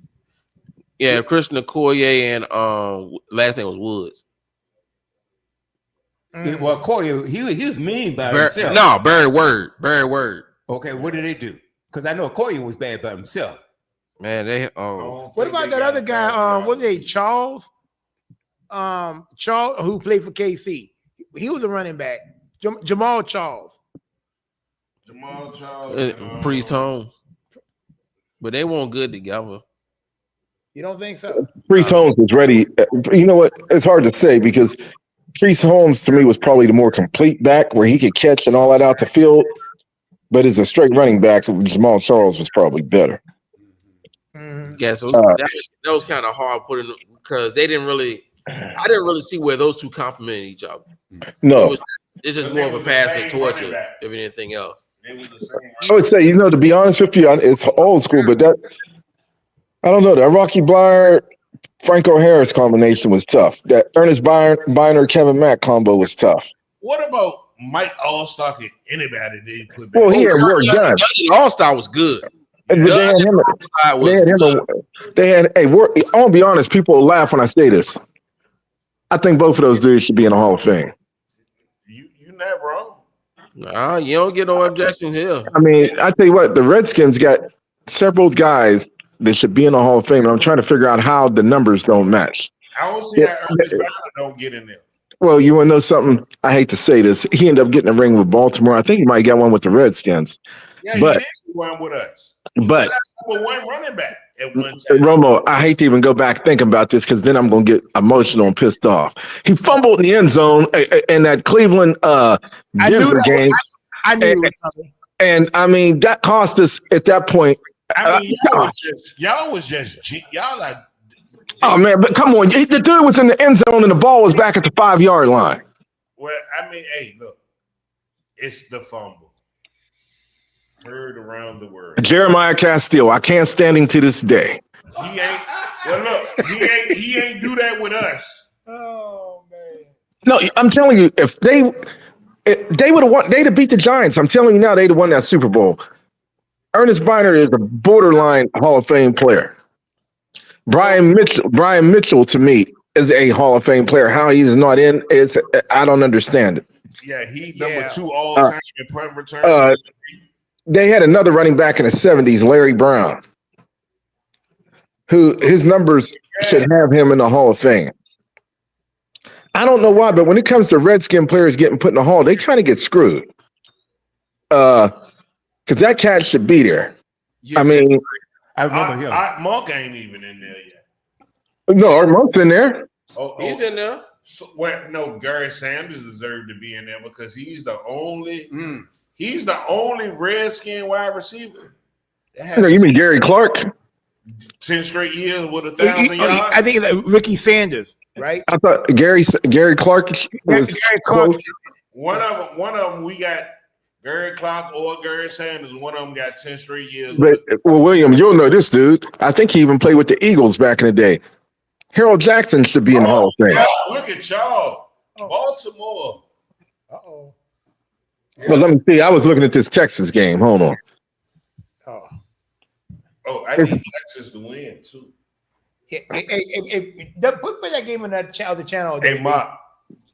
Look. Yeah. Hey, before we get into college football, let's get these picks out of the way. Okay.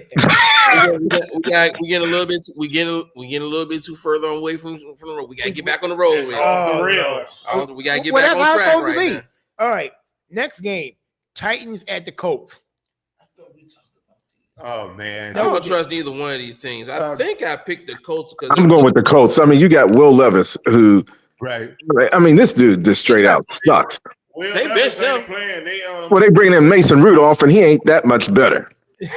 Yeah, when you get benched for Mason Rudolph, it's time to put your resume on Indeed. Oh no, you can't. That's certain things you just can't come back from. Yeah, one or three quarterbacks that got benched. Hey, look, don't try to do that because Mike Tomlin had a winning season with Mason Rudolph. Hey, who's this dude that just fumbled for Baltimore? Baltimore recovered. They got it back though. Yeah, but I ain't never seen this dude, King the Third. Who was he? Man, these guys breaking this around that time where these teams you get people that coming off the street somewhere. These teams so decimated with injuries. We talk about Detroit and how they decimated with injuries, signing guys off the street. Detroit's got 25 people on injury reserve. Wow. 25, like Mark was saying earlier. Yeah, so these guys on special teams, you might not see them. If the thing is, like, you get people like literally across the street somewhere, and it's like you plug them and play. But again, it can only carry you but so long. So if you were to ask which one out of the three that's 12-2 has got the best chance to get the number 1 seed from an eye test, I'll say Philly. I hate to say it, but I put it to you like this. You know, at this point, one thing that the analytics and nobody else can ever bring into play ahead of time is if you get these cold weather teams, that weather starts to play a factor in this. And you get a team like Kansas City and say they get home field advantage and they go through, have some kind of snowstorm through KC. All bets is off on what analytics. I ain't paying attention to analytics at this point. I'm just not.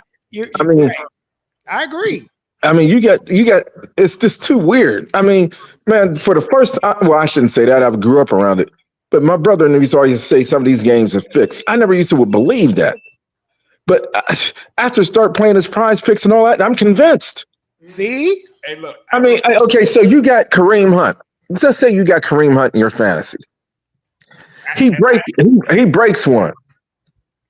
Instead of going in and scoring because they'd have been too far ahead anyway, he slides at like the 10-yard line. Hey, look, Mark, you know why that's crazy that you bring his name up. Because look, in Mill League, right now, I left Kareem Hunt and CJ Stroud on the bench against who I'm playing, and that was I done left 500 points on the bench. Or damn near 600 points. Wow. Oh my goodness. It's not working. It looks like it's not working out so far. Well, let's see how it plays out. Well, we got Sunday and Monday. Yeah. You left quite a bit at the door there, Romo. Hey, look, because I ain't expecting. Hey, look, hold on. Let me log in real quick. Let me log in.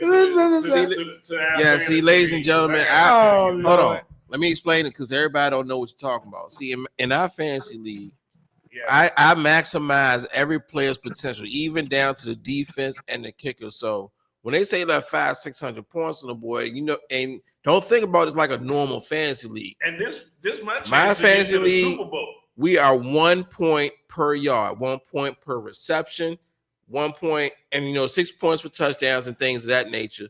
But even on the special teams, if you're an offensive player and you return punts and kicks, you get those points 1 point per yard also.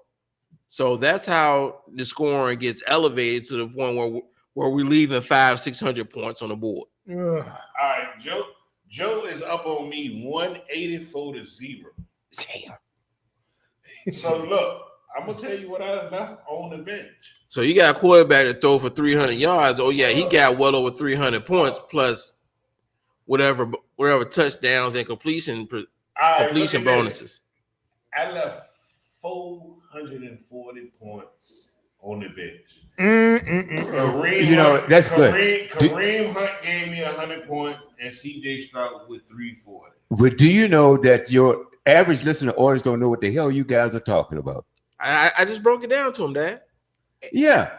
Well, you know what? It doesn't. Listener. I don't even know what the hell you guys are talking about. Eggnog, man. Because everybody's not in the same fantasy league. But see, that reason why it's still a foreign language to you because you're not into fantasy football like some of our viewers.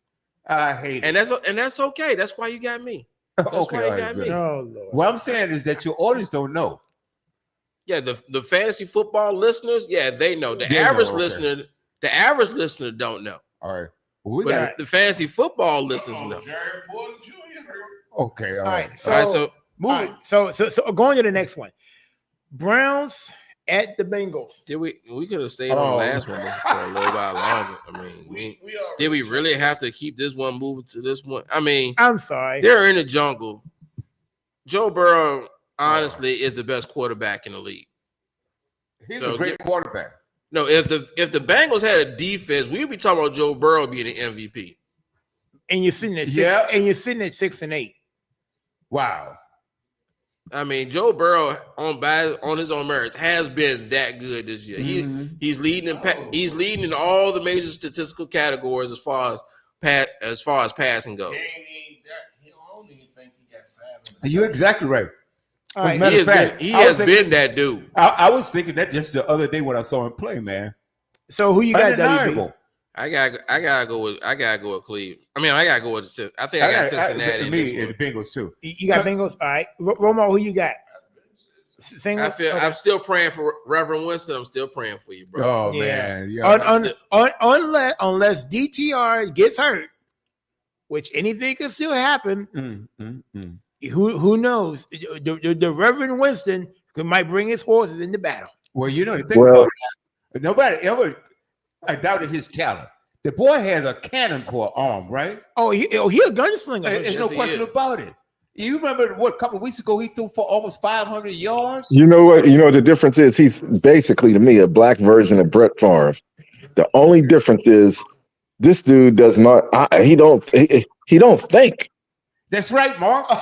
He's way more reckless than Brett Favre. And he cannot see the field. He cannot read the field. As part of it, he cannot read the field. As part of it, he just believes he can do more than he can. Well, I'm not ruling that out. Hey, Scott, I'm not ruling that out at all.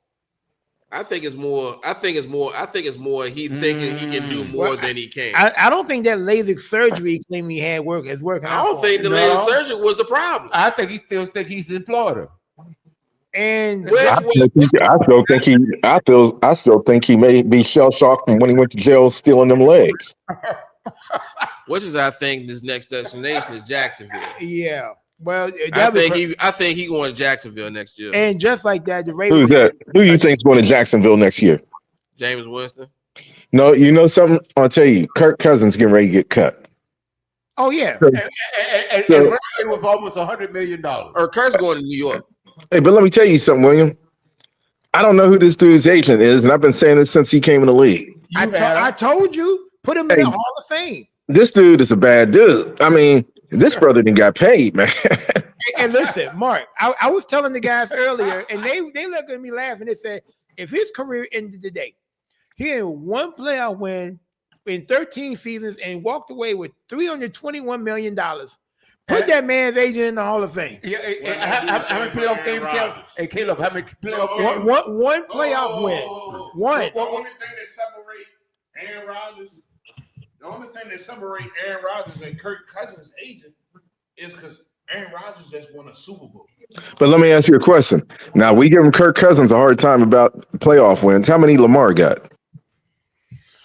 Ooh. And that's the thing. Ooh. Now, you know what? I don't know. Wait, hold on. Yeah, who said I don't know? Not as many as Joe Burrow. Now, hold on. See, now, this is the thing. It's all about you got to put players accountable. Because I heard something about that yesterday. Yeah, Lamar Jackson is that dude. But here's the problem. Where's the chip?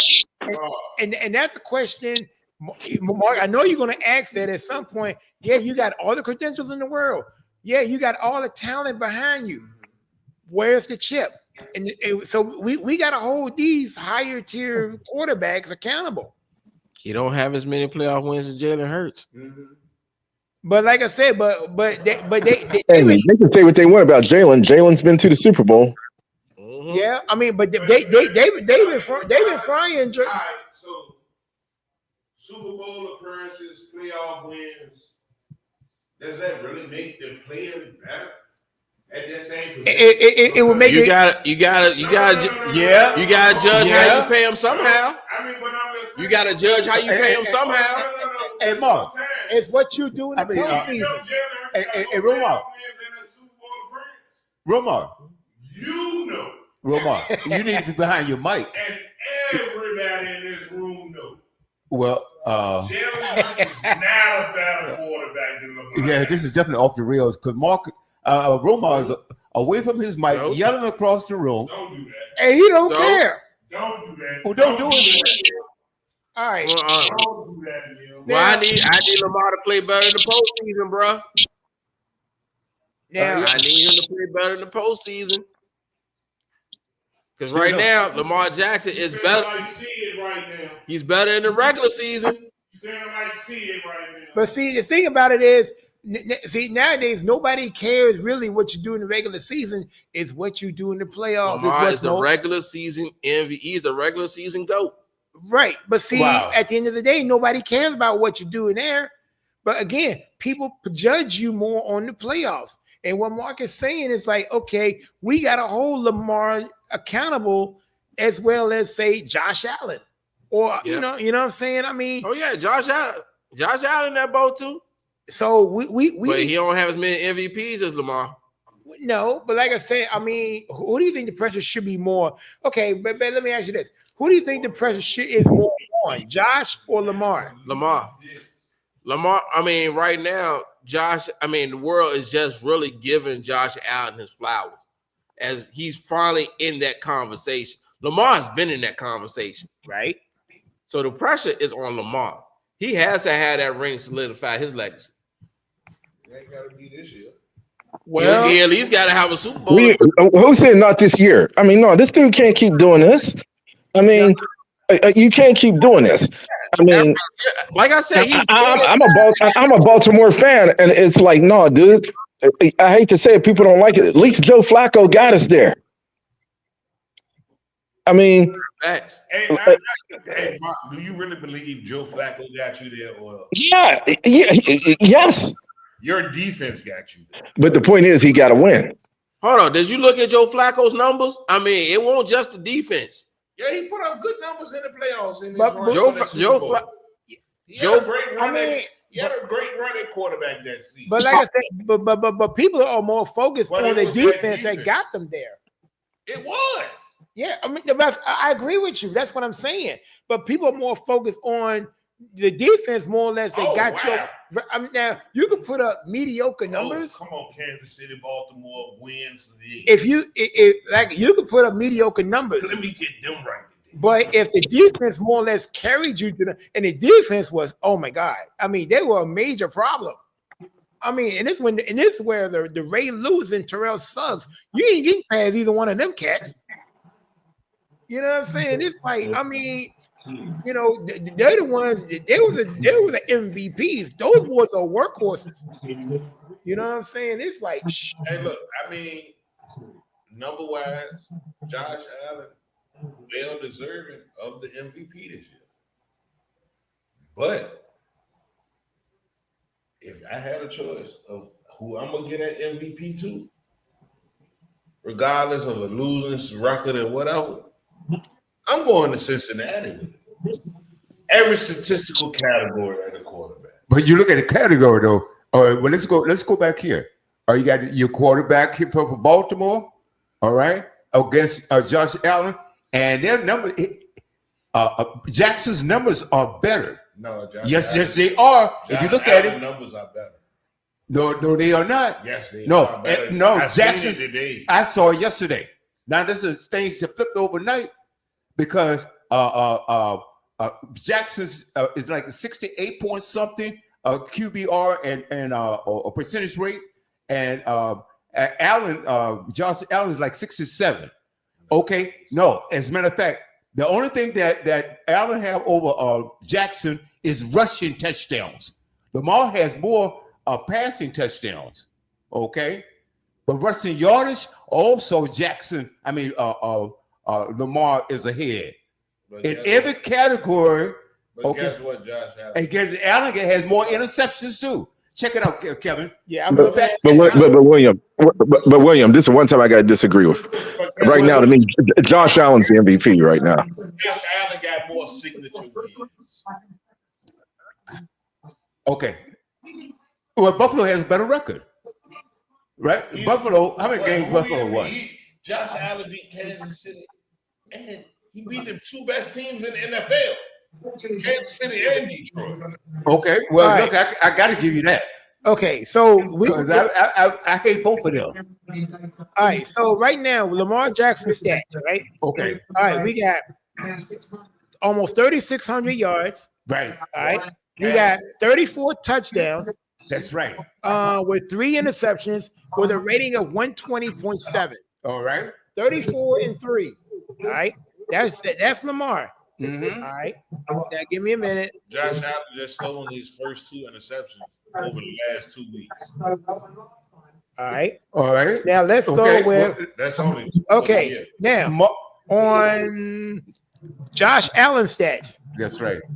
Let's say 3,395 yards. So we say 3,400, 25 touchdowns. That's right. 20 and 5 interceptions. That's right. With a QBR rating of 103.5. Bingo. Case closed. Case closed.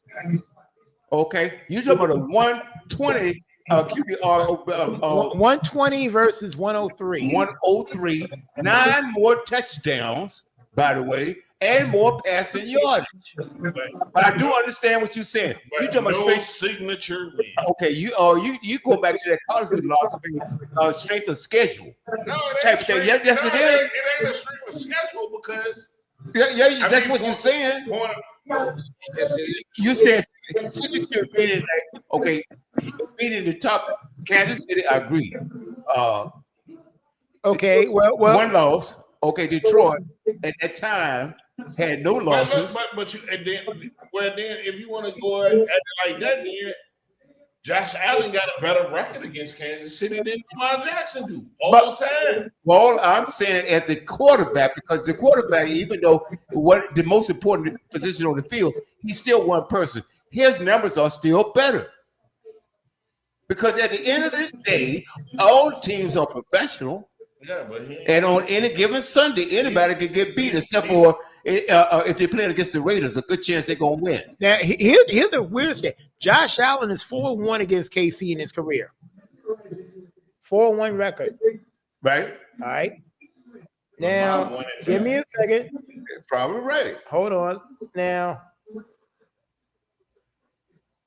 all right. Let's go with Lamar Jackson versus KC. How about that?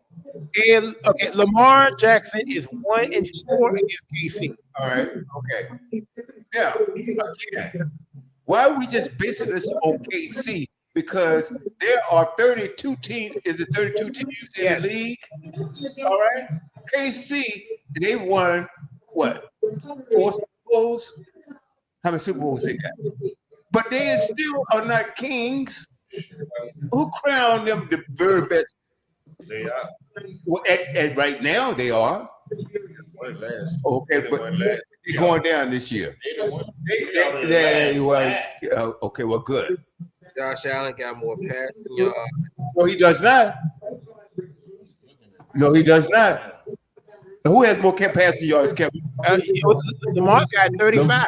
Yeah, and Allen has what, 33, 33, almost 3,400 yards. Right. So mute that noise in the background. Lamar Jackson's more passing yards, more passing touchdowns. And more touchdowns. So it's That's 34 has more interceptions. 34 touchdowns versus 25.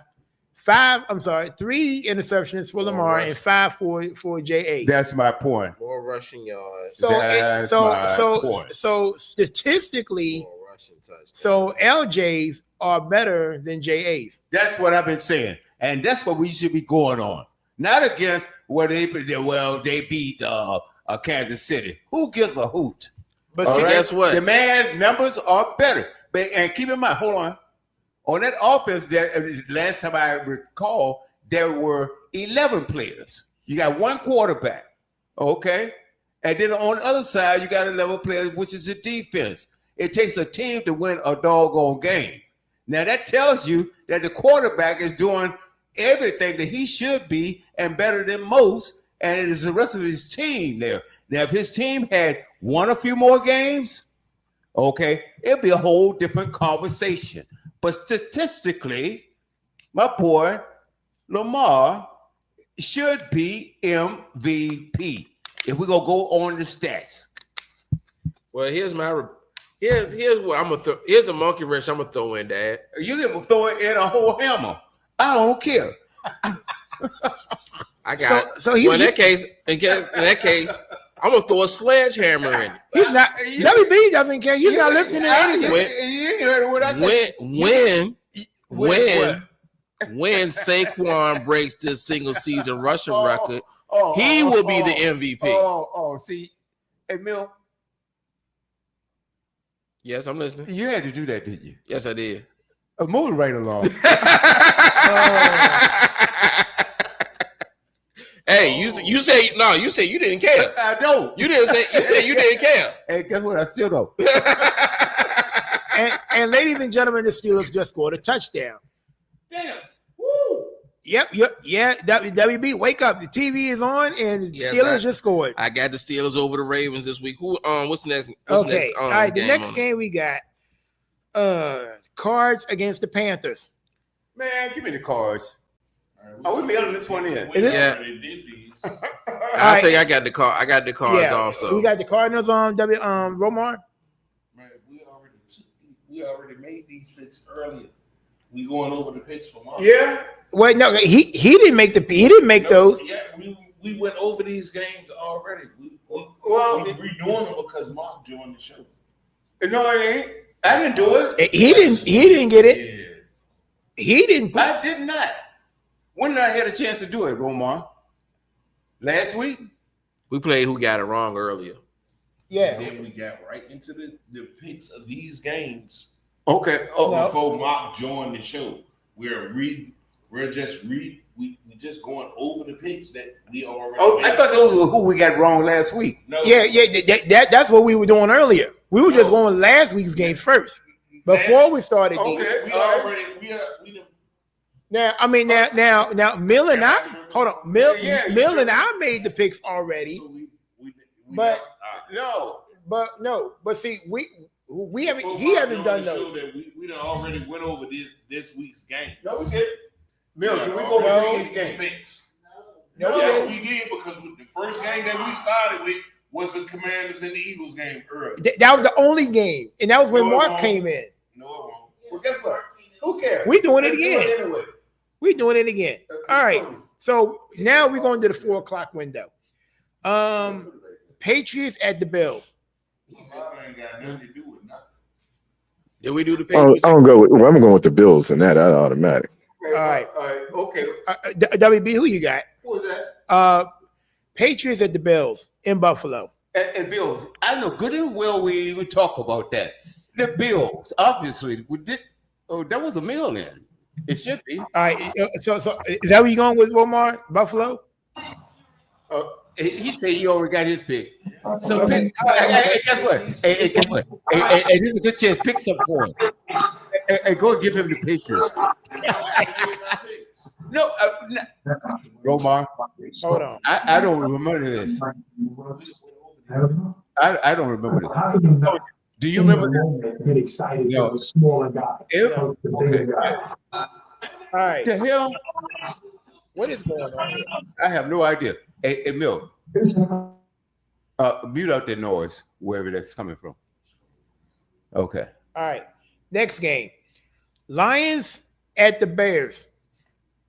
Oh, the Lions. See, I know I ain't crazy. We didn't do this before. I got the Bears. You what? Right. Do you remember that, Romar? You remember him picking the Bears? No, I need the Bears to lose.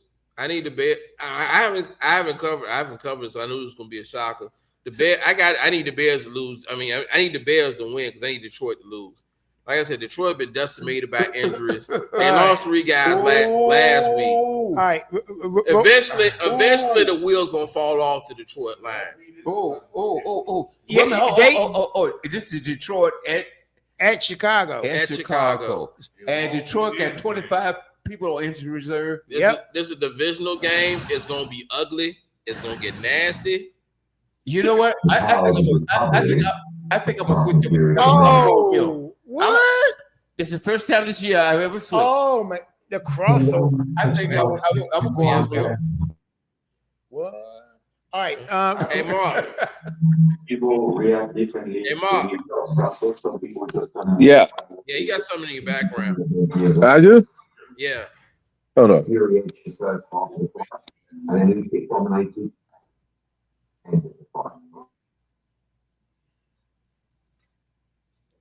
Yeah. No, Yeah, we didn't Bill. do this. Yeah. Who I'm going to Bears. Bears. Wow. All right. Bears and Lions, Mark. I'm going with the Lions. Okay. Romo, who you got? All right. Well, Come on, Chicago. Come through for me. all right. Roma, you got the Bears. No. Oh, you don't have the No. Bears. Okay, good. That means that you opposite me. I like stat. I like See that? stat See that? a lot. Go ahead, keep playing your chess, man. You doggone right. It gonna be All right. checkmate. You keep messing with me. I think the next one's the Yep. Vikings going to The Seattle. Vikings against. Oh man. Give me the Vikings. I got Vikings on it too. Give me the Vikings. Romo, who you got? Seattle, they kind of let me down a little bit because I really like them. But Geno's out. Or is Geno out? I think he's playing. Huh. I think, but we have to check. We got to check the report. I got Seattle in this one too. You know, Oh, boy. I might do another switcheroo. Uh-oh. Who you got, Romar? I don't trust Minnesota in a cold environment. I definitely ain't Well, got it's in the dome. Oh, well, give me. In Seattle, no, they open it. They retract. They pulling that roof back. Damn it. What?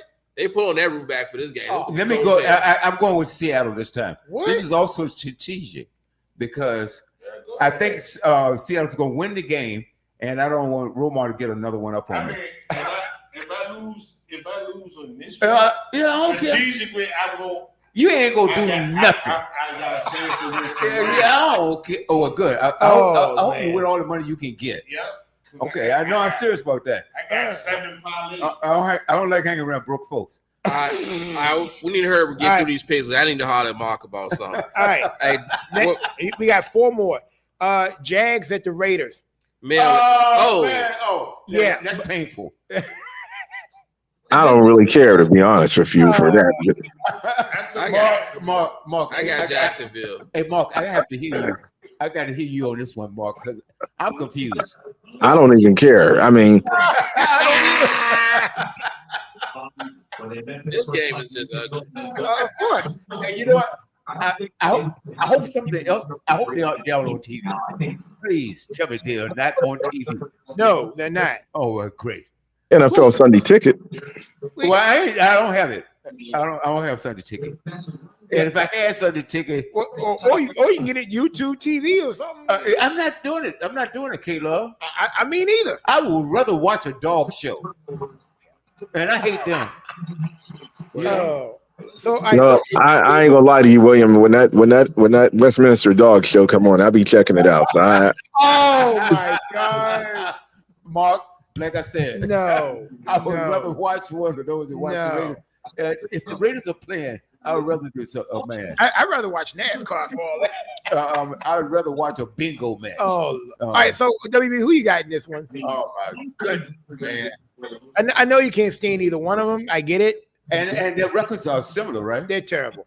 Both are 2 and what? Yeah, well, the Raiders are worse. Oh Lord. I think the Raiders are 2-12. Okay.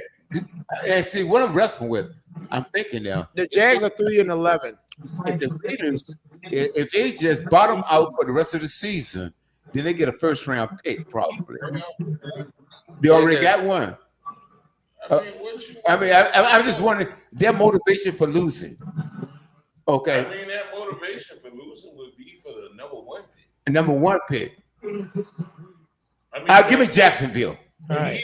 Give me Jacksonville. The Raiders just might lose this so they can get their hands on Sanders.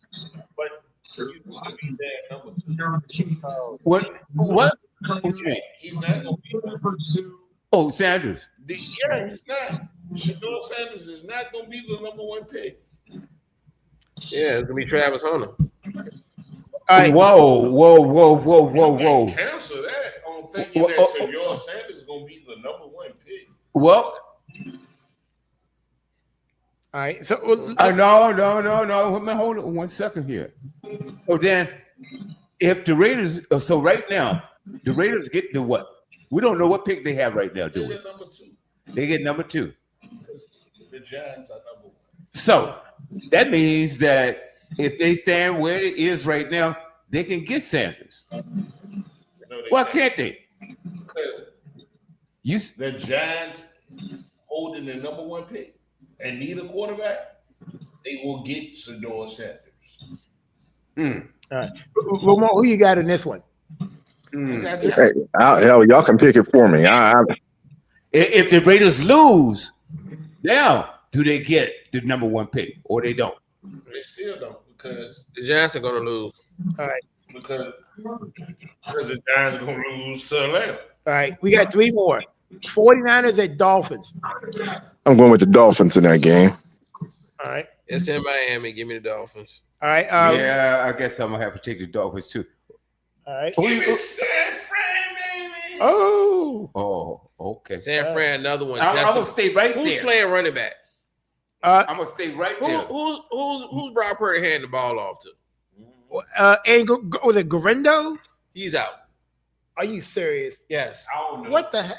I really don't care. You name a running back for San Fran, he injured. I'm going to Hey, William, stay alert. They might call you up and offer you a 1-day deal to come up here and be the running back in San Francisco. I mean, I don't know who's left. Hey, look, all you gotta do is just catch a flight down to Miami, boom, there you go. I mean, they are hurting. I mean, Wow. I think Debo's starting to run it. I think Debo's starting to run it back. Whoa. What? Hey, look, like I said, just go ahead and give me San Fran.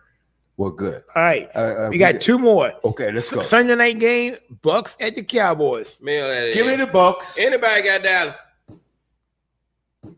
Exactly. Next. Last one. Oh. Saints at the Packers. And it's supposed to snow. Ooh, It's Packers. Hey, yeah, okay. New Orleans is going over to Green Bay in a freezing temperature. And it's supposed to snow. Yeah. So well, if it's supposed to, it will. So look, give me Green Bay. So put and this this is what Marcus was saying earlier. When you get a cold weather team, all bets are off, right? Isn't that what you said earlier? Yeah. Now and again, who they hand the ball off to? Because I don't think Alvin Kamara playing. He done for the year. So who what, they hand the ball off? They ain't got Alvin Kamara. They ain't got Taysom Hill. They ain't got Rashid. So you got Green Bay on Romar? They trying to get rid of Derek Carr. All right, well there you go. I mean, I don't know what's on the plate. I think Jamal Williams will be the running back. It don't matter. I don't give them a chance. They don't have a Come snowball. on, Texas. So Mark, we got the NFL picks. I gotta holler at you because you know why, right? Oh yeah. Is it tonight? The boxing. I got it on right now. Oh, I got 3 screens on my TV. You gotta give me a rundown to fight tonight. Tyson Fury. Yeah. I'm looking at 3 things at once. I got Texas and Clemson. I got Pittsburgh and Baltimore, and on the top of the screen, Tyson Fury getting ready to walk out. So here's my opinion. Hey man, it's hard for me to bet against this dude, Usyk, because every time he don't lose. I'm going with Usyk in this fight. Now, oh wow. Now it is to be noted. Oh, Russell Wilson just fumbled the ball. Oh boy. Baltimore got that. Wow. Russell Wilson tried to run and try to go for the try to score. He should have just slid. He took one major hit, spun him around, and turned the ball loose. And it is Baltimore's ball. Ooh. On the 4-yard line. Wow. All right, Russ should have just took the slide. Washington. Oh. Why you know you're getting ready to take a hit? That was stupid. Why are you running in with one arm around the ball? No, he had two. That's when you put two on that. Yeah. You know you did not. That no. I can play it back for you, or you can see it when it comes back on. He had one arm around the ball. Both hands on that ball. No, he did not. Or put his helmet on the ball. He didn't have both hands on that.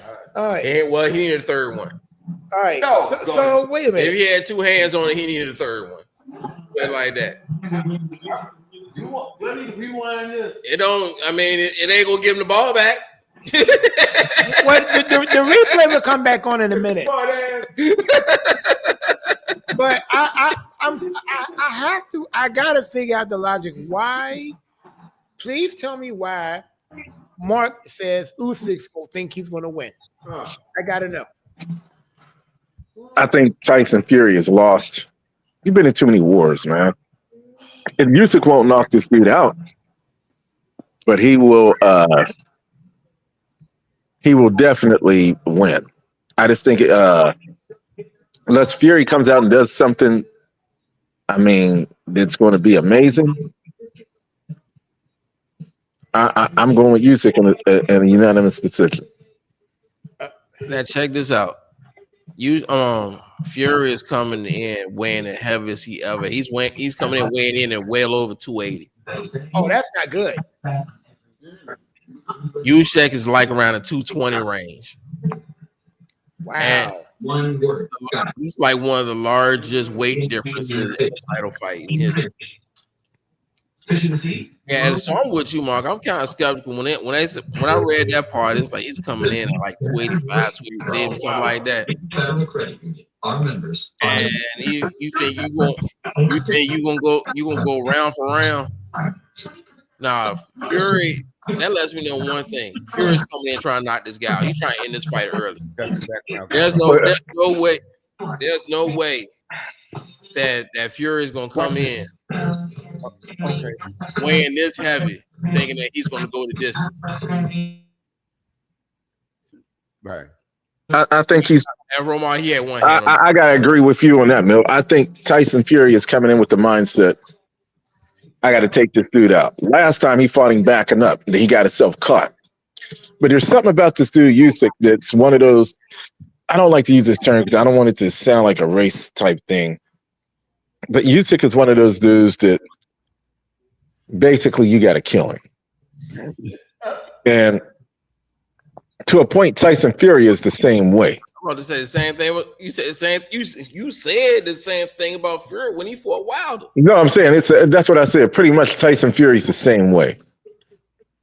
The big difference at this point is the stamina. There's no way Fury can go around 12 rounds. I mean, and look good. I ain't saying he'll get knocked out, but at some point he gonna gas himself to a point where he'll fight to survive.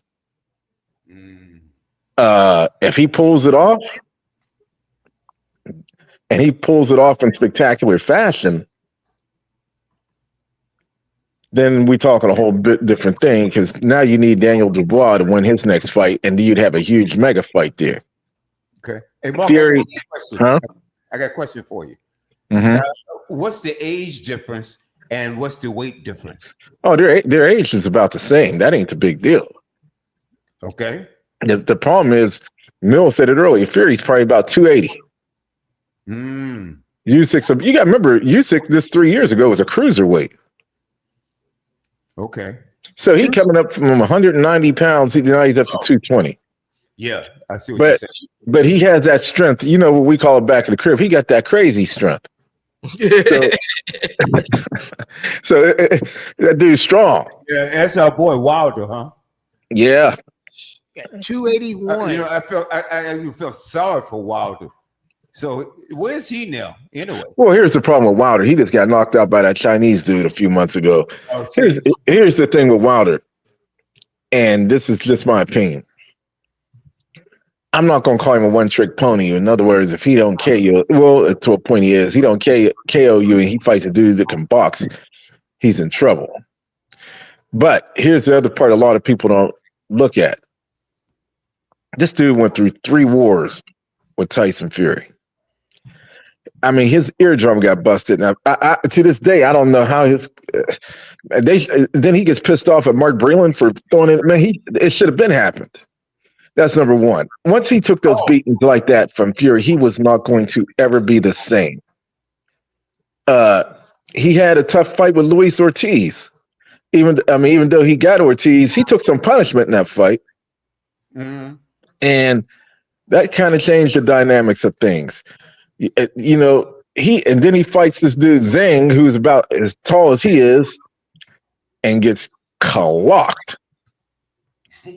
So I mean, there ain't too much left for him. He's 37 years old. He done made a ton of money.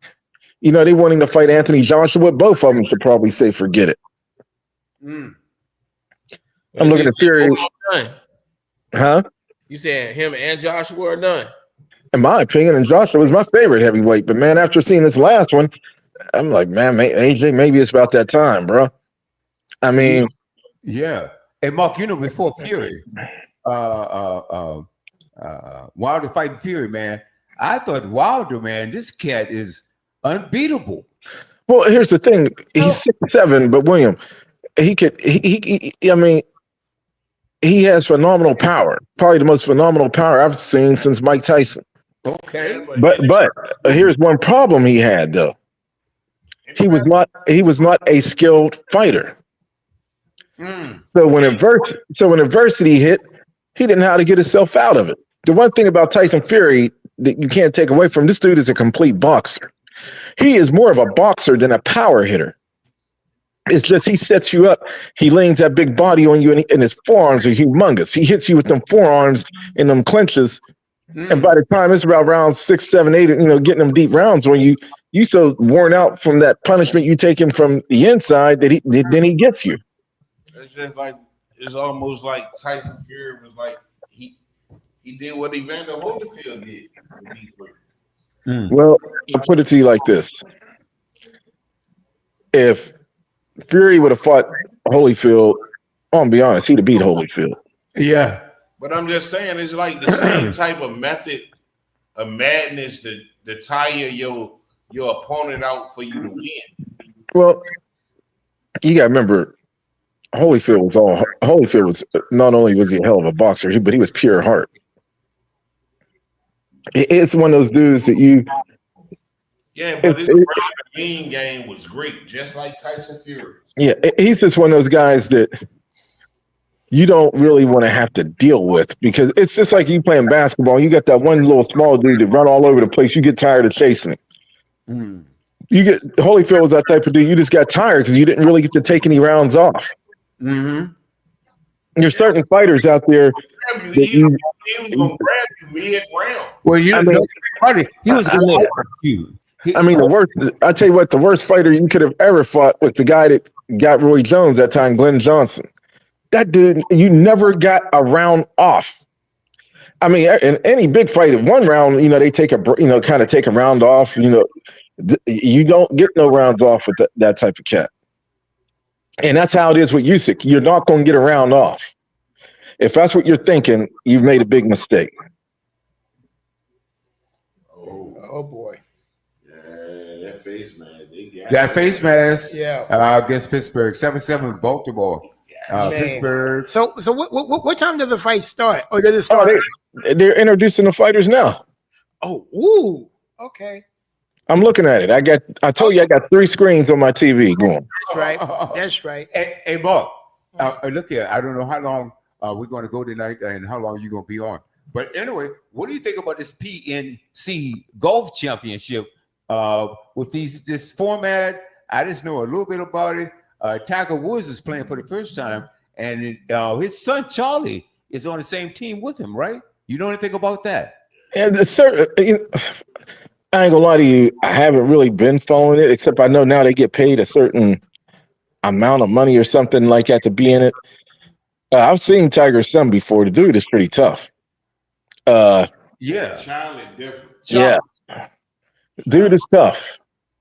I think he's gonna be great. Well, right now they leading in the first round. Yeah, they 12 under. Okay. And I'm pretty sure Charlie carrying him right now because Tiger can barely walk. Well, I saw him walking earlier. I think he's better. He's better because it was pitiful last year when he was entered some championship. Well, you know what? He's trying to hang in there to try to see if he can get that record. I'll be the first to tell him this. It ain't happening. Mark, I keep hope after hope after hope, bro. I'm a Tiger Woods fan from the very beginning. I know you are too. To keep hope alive. Well, shut up, Bob. No need to keep I'm hope not even alive. talking to you, Romar. I'm talking to Mark right now. But anyway, no. But the thing about it is, his health has been his biggest nemesis. We know that, right? And after that car accident he had in California, that messed him up a little bit too. I think. You mean a little bit? I mean, everything he had worked to get back to physically got destroyed in that car accident. Wow. Why he did? I mean, he coming down. Well, you've been down to Long Beach. I mean, he coming down out of Palos Verdes, coming down PCH, I believe. No, not PCH. Coming down, which would have turned into Hawthorne Boulevard. Coming down the incline, flying. Dude, we both know there are some weird roads and weird streets in California. Slopes and turns and oh my goodness. And you can't go around those curves and stuff like that. It's just amazing that he's even alive. Oh my God. And so, but I did see him walking a little bit earlier. It seemed like he was walking and laughing and stuff like that. And the team is, like you said, 12 under. They're leading right now. Team Harrington is also 12 under. Lehman, 12. Singh, 12 under. Langer, 1200. Team O'Mara, 11 under. Kuchar, 10. And Anika with her. Okay, and now the question is, how is this thing even set up? How many people on each team? Do you know anything about this? No, because I'll be the first to tell you. I know it sounds weird. I know Tiger's playing in it, but when he's not involved, I kind of lose my interest. I'll probably pay attention to it a little more tomorrow. They all family members. Yeah, it's one of those father-son combo deals or something like it. Okay. Huh. Tiger said, see, and she's Interesting. So it's just Tiger and his son? Charlie ain't 18 yet. Tiger came out after yesterday. And okay, it's Tiger. Is it Tiger, Charlie, and who? And who else? It's just Tiger and Charlie. Oh And man. he holding them back from turning pro because he ain't 18 yet. Oh my goodness. Charlie ain't old enough in his eyes. In his mind, because he can go and get it. Look, He can turn pro right now. hey, look, when your dad is the greatest golfer ever, you listen. Yeah, I guess you got a point there too. I'm not gonna argue that. Guys, we just got some breaking news. is Sad news to report. Ricky Henderson, Hall of Famer in Major League Baseball, all-time stolen base lead. He passed away at 65. Yeah. Wow. Oakland Athletics superstar. Shh. Rest in peace. Hall of Fame. 65, man. Oh man. He's a Hall of Fame. Remember, did he have the stolen base record? Yeah, Yes. He still holds it. Wow. I remember that. He broke it doing right before one of them World Series. I saw the day. I was watching the I game. was watching the game when he broke the record too. He stole second base. Yep. For the record. And you know what? And everybody knew he was gonna break it. Yeah. Yeah, when you run away and all you gotta do is just, hey, let me run. What was the slogan that year? Run, Ricky, run. Oh, it sure was. And I'm they su- used it again with Ricky. You know, I'm surprised nobody made a song behind that. Maybe even a rap song. It's a pneumonia. Oh man. Yeah. And still prayers up for Randy Moss, man. We still praying that he makes it. So what's going on with Randy? He's making it through his recovery. So, Well, I mean, what was going on with him? yeah, I think he was battling cancer or something. and the pancreas. Oh, man. It was pancreas and liver. Yeah. and stolen bases 1406. Hey, the greatest leadoff hitter to ever live. Yeah. The greatest leadoff hitter to ever live. Yep. I want to ask you guys a question, and I want you. I mean, I want your honest opinion. I just seen her picture, so it made me think. All right, go ahead, Mark. What you got? You remember all that publicity last year which I understood to a point when Caitlin Clark was getting all that publicity and all the different stuff was happening. Mm-hmm. Juju. How come Juju ain't getting that same publicity? She is right now. Yes, she is. She is right now, ma. Now, Don't too much. Yes, but She just signed a big multi-million-dollar deal with Nike, and she didn't. And then she done went in the Hall of Fame for her 51-point game last year as a freshman, and her most points in a freshman year, the most points scored in a freshman season. She ain't canned already. Yep. Hey guys, something that you may or may not know, and this is something that came out about Caitlin Clark a couple of days ago, and the right wing and MAGA are pissed off with Caitlin Clark because she said that she respects her sisters in the NBA. I'm paraphrasing right now. They're talking about women as a group. Her teammates. She loved her teammates. She loved the players that came before her. Okay, they paved the way for women's basketball and stuff like that. And what I'm saying to you is, the right wing, and you guys know who I'm talking about, they hate the fact, they think that Caitlin Clark right now is a traitor. what? They think that she's a traitor.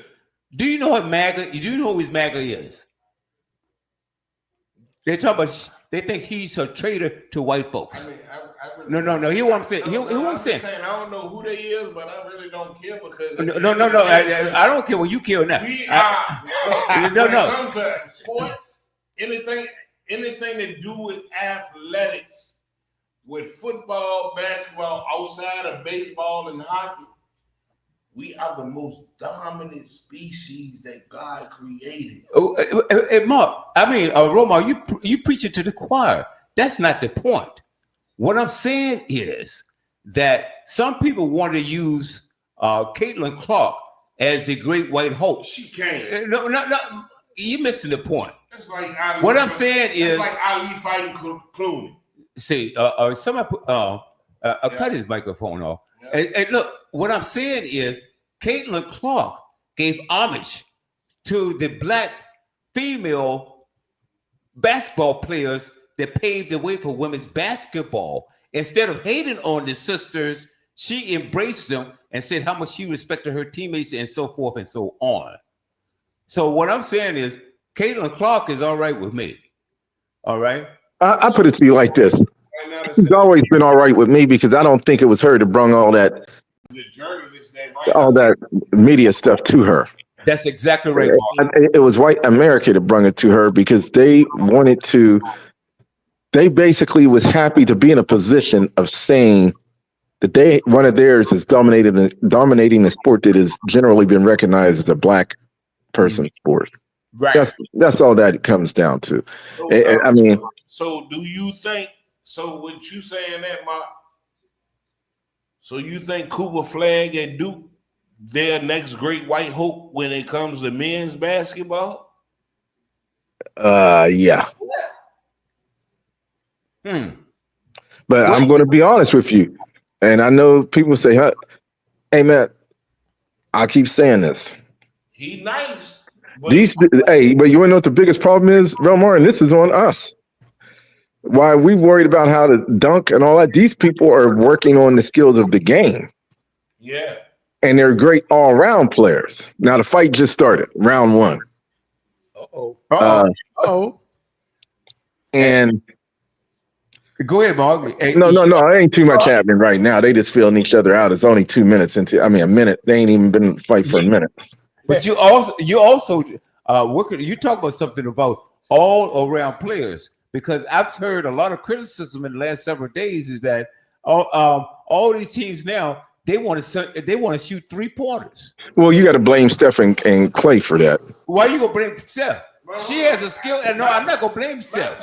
I'm gonna blame the rest of the guys who want to be copycats. Well, hold on. My thing is how you as the commissioner, The commission can't tell you how to play the game. how you gonna find everybody or blame everybody for the way the game changed?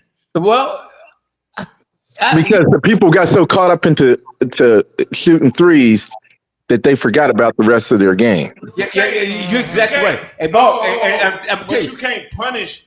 You can't punish. I ain't saying punish it, but what I will say is this: Oh, the fundamental skills of the game have eroded tremendously. Oh, okay. I think we you on to can't something. blame nobody for it.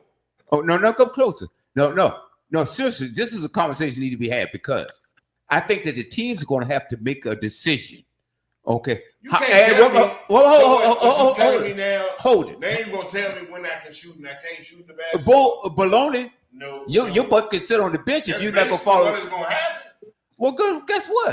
No. You can't tell me I can't take a wide open shot. Well, yes, No, but Romar, that's not what they're saying. What they're basically saying, what is basically being said now is this: you got to develop your skill set where you can't just rely on shooting threes. that's right. You got to be able to be an all-round player, and that is why the Europeans are so much passing these young American kids up now. It's because they're working on their all-round game. Well, hold on. Inside- I understand what y'all saying, but when it comes to young American players and the NBA, Their skill set sucks. no. Listen to me, Mark. You know what that sound is? It's what you can do for me now, and I'm gonna go get my bag because you want me right now. No, and you know what? And that's gonna get you fired. That's gonna get you out of the league. Nothing. That's not on the player because at the end of the day, you giving me my bread based off of what you seen from me in college or high school. I'm gonna take what you gonna give me right now. Well, guess what? That ain't on me if I fail or succeed. Oh, really? I got my bag right now. That sound like Whitney Houston over there. And I'm gonna tell you something. And you the kind of player that I would never recruit. Because at the end of the day, At the end of the day, if you smart with your money, you can create generational wealth, regardless of it. Well, that's a whole different story. Money talk. No. I can create generational wealth for my family. Oh, yeah, you can. Money talk with William and Romar. But let me tell you what's really crazy about this. I'm looking for serious. Well, then you ain't serious. I want serious basketball talent. So one if LeBron LeBron. was great as a high school player, but was a bust in the NBA, but got that bread though, and still been There are a whole lot of generational wealth for his family. What does that have to do with it? No, because What does that have to do with what we're talking about, Romar? We're talking about the best of the best. We ain't talking about people want to stop by just to get a paycheck. One of the best of the best. Who?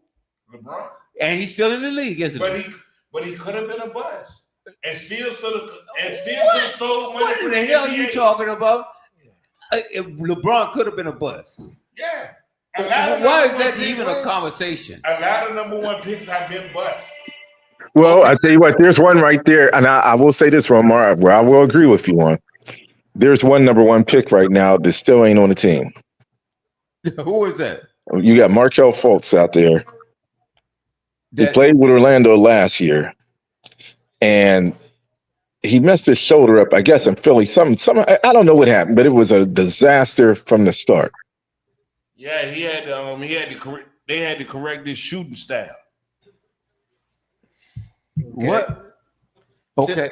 And I'm not following. So now what's happening with him? But I mean, he's a free agent. But he got enough money. He played enough years in the league that he created generational wealth. Well, it's cool. I'm glad he got some money. I mean, yeah, if he was smart with his money. Yeah. Okay. All right. Now, but see, this is what we talk about. I'm talking about good quality players that want to play, want to have a career. You take like Jabbar. You talk about Magic Johnson. You talk about Michael Jordan. You talk about Kobe. You talk about Hold I'm on. talking about players. I'm not talking about these WB. free. I'm not talking about these WB, guys what that number- come in. What number was Kobe drafted at? I'm not talking about What number was what Kobe drafted at? what the hell I got to do with anything. No, I want to. Since you're talking about good quality players, everybody that you named before Kobe was drafted higher than him. It doesn't matter. Kobe came out of high school. Kobe was 17 years old when he joined the league. You know that? And ended up where? And ended up outside of the top 10. Well, what did his career end at before when he retired? All I'm saying is. How about 5 rings? All I'm saying is. All I'm saying is 5 rings. Top. It was 12 teams, and the NBA owners and the NBA executives of those teams seen 12 people better than Kobe. And guess what? Yeah, but let me ask you a question. Let me ask you a serious question on that, Romar. Yeah, get him, Mark. No. Hold up. Out of those 12, how many of them can you honestly say was better? That's exactly right, Mark. See, no, Romar. The only one that I will put up there with him, and when they did that was Allen Iverson, but of course he was the first player taken in the draft. And that's second. That's second place. That's second place, Romar. See, my thing was ROMAR.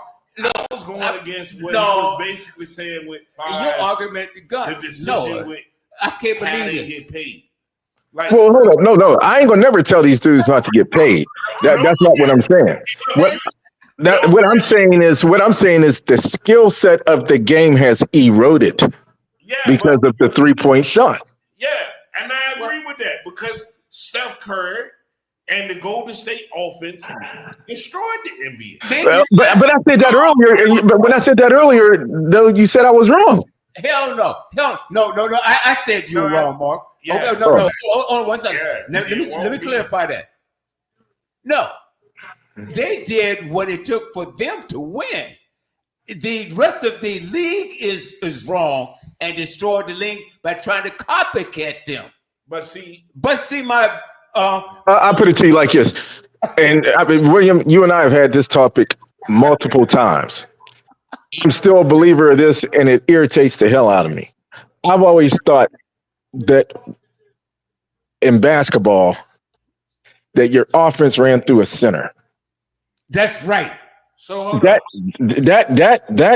position has almost become obsolete, except when it comes to defense. So let me ask you this question because I said this a long time ago. Why I might say that this guy is the greatest coach of all time in my eyes. Who, Greg Popovich? Yes, because what everybody doesn't realize, he's been playing the European basketball game since he became the head coach of the San My favorite Antonio coach. Spurs. My favorite coach, He Greg teaches Popovich. basketball. Oh, by the way, how is he doing, man? Because remember he was out. That he's back. I think he's back on the bench now. Okay, because the Spurs, if you look at their record now versus last year, they are way. There's some changes that's being made there, boy. But see, guess what? Everybody talk what they talk about, but everywhere that this guy goes, Chris Paul makes any team that he goes to a better team. Well, you know what? At some point, Romar, he probably will end up being some type of coach in the league. I wouldn't doubt that. I'm sorry to say. No, apologize for it. We talk all the trash that we do about Chris Paul. Yeah. But every team that he goes to, he turns around and make them a winner. But here's the problem. Now, They don't. I'm not saying it's against him. I'm just speaking fact. He doesn't make them win enough to get a championship. That's right. He got to win one. Everybody don't get. No, we ain't going back to it. No, we're not going backwards like that. Just like you were talking about the welfare checks earlier. Hey, look, man, we ain't doing that either. Hey, hold on. Jordan won 6 rings, and Jordan stopped how many All-Star and All of Famers from getting rings while he was in there? Oh, I agree with you. Charles Barkley, Patrick Ewing, Dominique Wilkins. So don't do that because regardless, Chris Paul will still go down as Well, see, you know what? As great as great commissioner as they say David Stern was, rest in peace. But I couldn't stand him for one reason. The Lakers had a trade in place to have Chris Paul. Yeah, everybody knows about And due to the fact that the New Orleans Pelicans didn't have an actual owner, the league owned it. He vetoed that trade. I mean, because Dan Gilbert went to crying and all that BS because they knew we were getting ready to get another title. No, but they needed money in that market, so they had to stop. Yeah, I can't stand that dude for doing that. I mean, but you can't blame them neither, because that was an NBA investment at that time. Bullshit. Nobody owned the team but the NBA, so they had to make money in that market. And the most attractive part of the deal was Chris Paul. If you gonna pay to come see somebody in New Orleans, who you was gonna go see? I ain't gonna pay to see Chris Paul. Yes, you was No, at that time. At that time, He better have somebody with him. at that time, he ain't need nobody with him. And Romar, let me ask you a question. If you're going to go see New Orleans right now, who are you going to see? No. It ain't Zion Williams. I would definitely go see Brandon Ingram. Oh, Again. Oh man. Speaking of the Lakers, didn't the Lakers let Brandon Ingram go? But he was part of that, I believe, that Anthony Davis thing. They had to. No, it was part. He was a casualty of the LeBron deal. I think he was a part of that LeBron, not LeBron, but yeah, the Anthony Davis deal. It was one of them two deals, but yep. No. Yeah, all right. Yeah, you're right. Because Randall was a casualty of the LeBron. Randall, they had Randall too. Well, you know what? I understood why they let him go. I ain't never been a big fan of his, but it's like whatever. Right now, 17-7. Baltimore's over Pittsburgh. That Russell Wilson fumble is rearing his ugly head right now. And Justin Tucker has came through with the field goal. Well, it's about time. One of my tickets, a couple of my tickets looking good right now. And on the college front, looks like 28-7 or something. Ooh. Man, you know what? Even though I got 3 screens on, it's kind of hard to watch them all at one time. Hey, look, Mark, you got the best seat in the house right now. Mark, Man, you got your own party, man. I done let one of my brothers turn me into a fan dude betting junkie. I got 7 tickets in. Romar, you should hit at least one. I see. Hey, I don't know if you can see. This is how I'm looking at this right now. Oh yeah, we see it. 28-10, Clemson over Texas. Texas over Clemson right now. When I tell you, I got 7 parlays in. Yeah, I do too. But you want to know something? No, all my Jones like 11, 12, 13, 14 leg parlays. See, everything's got to hit. Everything. That's why I hate parlays. And that's why I'm like skeptical even doing one, because all it takes is one. I mean, you got to run the table on these boys. And most of them parlays, yeah. You got to run the table. I already got 2 done, so I got 5 tickets that's still good. 2 already done. What can go wrong will go wrong. Oh man. So guys, we got about, I don't know how long W's gonna let us go on there. Y'all, anything on the basketball front y'all want to talk about? You know what? I'll tell you the one thing I'm wondering, and I know it could be a touchy thing, but I'm starting to look at it like this. What's that? I'm starting to see Joel Embiid as almost being like Kawhi Leonard. He is. I mean, he definitely is. If I'm Philadelphia, I'm seriously thinking about entertaining trading this cat. And because you know where I send them to? Just because how disrespectful you are, I'll send you to Detroit. Oh no. Yes, I would. As punishment, I'll send you to the Detroit Pistons. That's not punishment. Yes, it is. Don't nobody. It's all because it's like name a player that want to play in Detroit. Now, beside the players that they got. Let me ask this question, because since we talking about Joel Embiid, does it feel like it's a what I call fall from grace in a way? Well, I want to ask y'all a question, and everybody's going to laugh when I say this. Go ahead. As much as we criticize this dude, talk mess on him, all that other stuff. Hey, this cat ain't been the same since Ben Simmons left. Wait a minute. Hold on. Wait. Wow. Let me marinate on this. Well, let me. Has he? He ain't been the same since Ben Simmons left. Now, see that's a rabbit hole. I wasn't not expecting that rabbit hole. He's real awesome game. I really can understand where Mark coming from, because like you almost when Ben Simmons was there, Joel Embiid almost averaged a triple-double for the season. I was thinking more or less after he lost the MVP to no. The couple of years statistically, Joel Embiid best seasons were with Ben Simmons being part of that team. And you know what I think about Ben Simmons? I don't know, Bill. I'm trying to find the. And the crazy thing is, I can't stand him for the main reason he stole some money. The rumblings is, guess who ready to trade for him? I have no idea. Boston. And if Boston get him, so women hold it. It's a lot. Boston's getting ready to trade for who? Ben Simmons. Okay, help me out. Okay, because somebody to me, Ben Simmons has always been overrated. And look at his stats, though. No. I'm not going to say he's been overrated. I'm not going to say that. I don't know. Ben Simmons has been exactly who the NBA thought he was. He doesn't score. He can score if he wants to. He can't shoot a three. Ben Simmons can score, give you 10 points, 10 to 12 points a game, 8 rebounds, and 6 assists a game.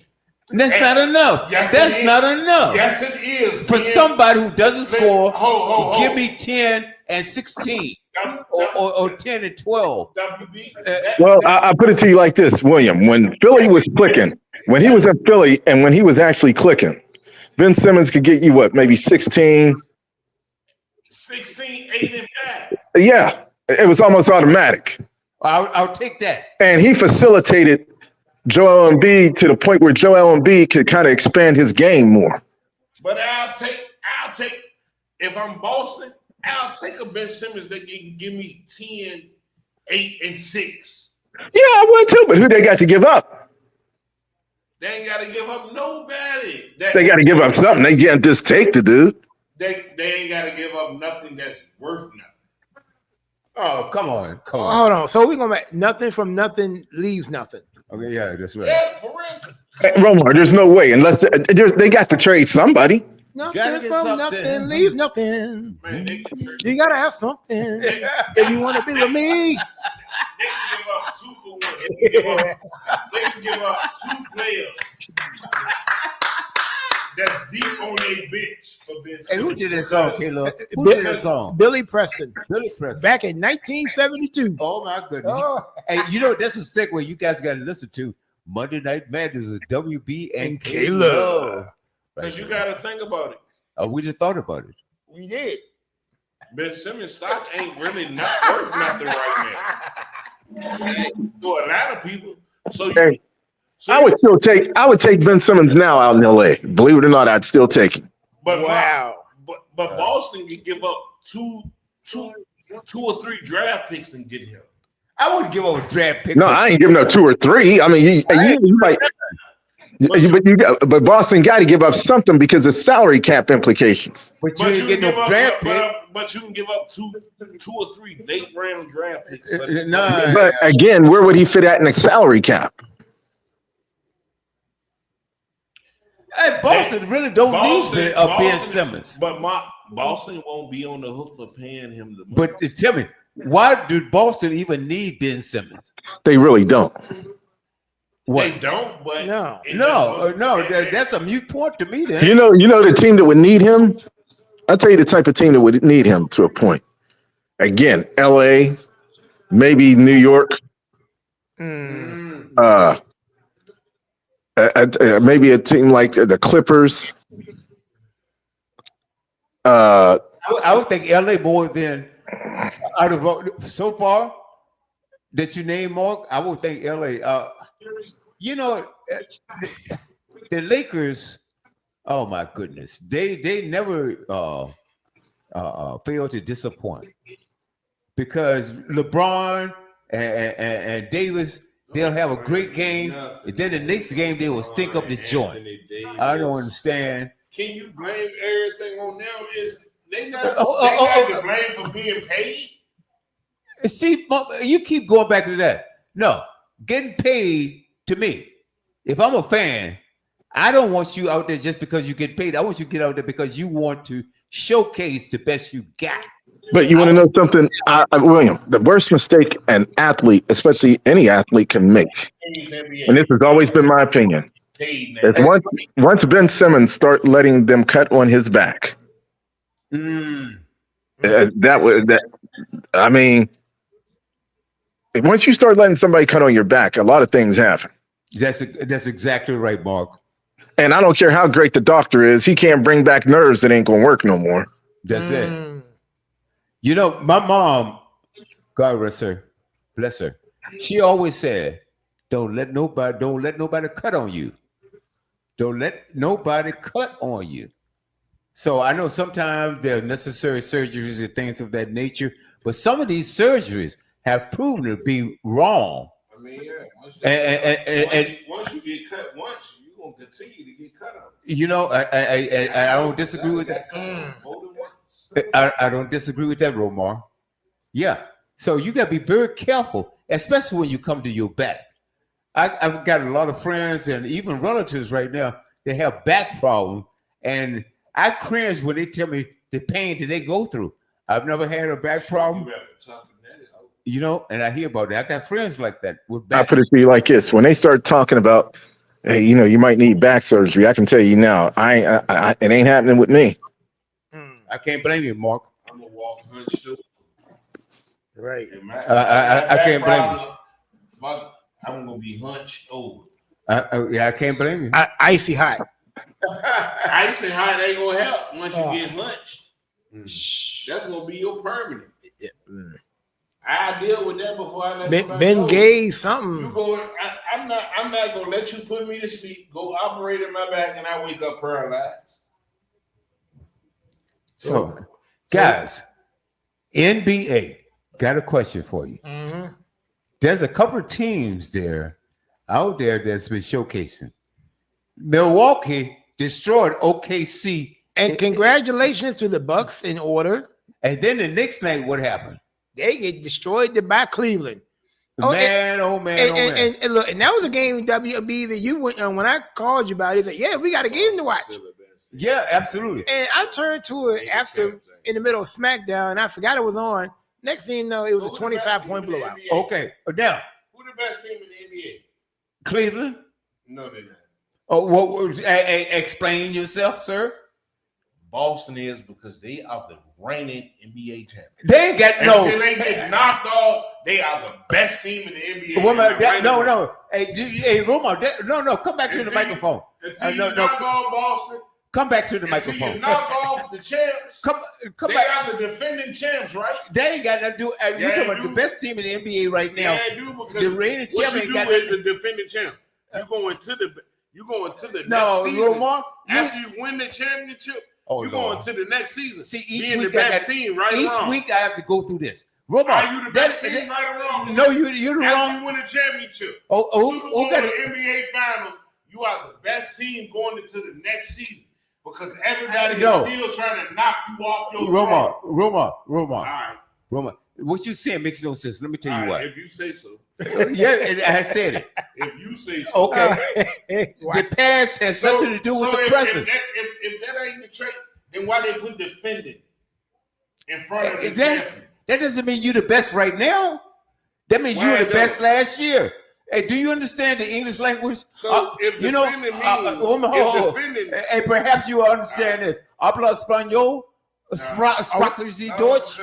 Okay. Defending me. No, I'm still the best until you take my title. No. We're saying right now, based on Buster Douglas won the champion until he beat Mike Tyson. Mr. Romo, you mind if I? But Mike Tyson was the defending champion in that fight, right? Mr. Romo, sir, do you mind if I finish my statement? No. Shut it. All right. No, come back to the right microphone. Why are you running? Why are you running away from the set? Oh, okay. Are we? No. You're not addressing. Tell me if I'm the defending champ, I'm not going into the next season being the best team. You're not. I'm still a Super Bowl or defending NBA champion. They ain't got nothing to do with nothing. You beat me to be where I'm at. Well, you won last. So you won last year. Are you saying to? But I'm the best. Wait. So are you saying going to the next season? Romar, you gotta knock me off to be where I'm at. Romar, is it to be the man? You got to beat the man. Yeah. Is that what it is? No. Don't succumb to that. That's what it is. No, it's not. We said this year. You won last year. Now it's a brand new season. Where are you this year? It ain't look nothing. Where are you this year? Kansas City won the Super Bowl. The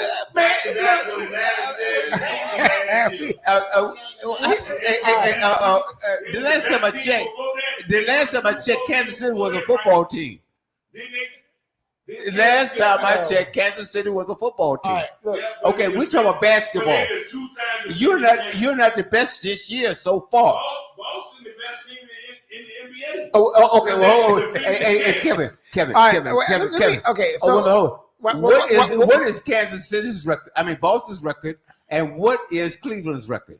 All right, so as I'm looking it up, so are we discounting the fact that are we getting OKC a shot? OKC to do what? No, I'm just asking. Like, yeah.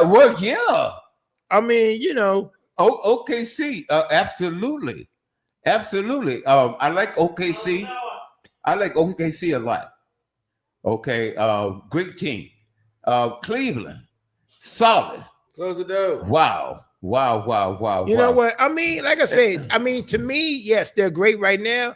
But again, it all depends on the second half of the season. The second half of the season is what you watch for.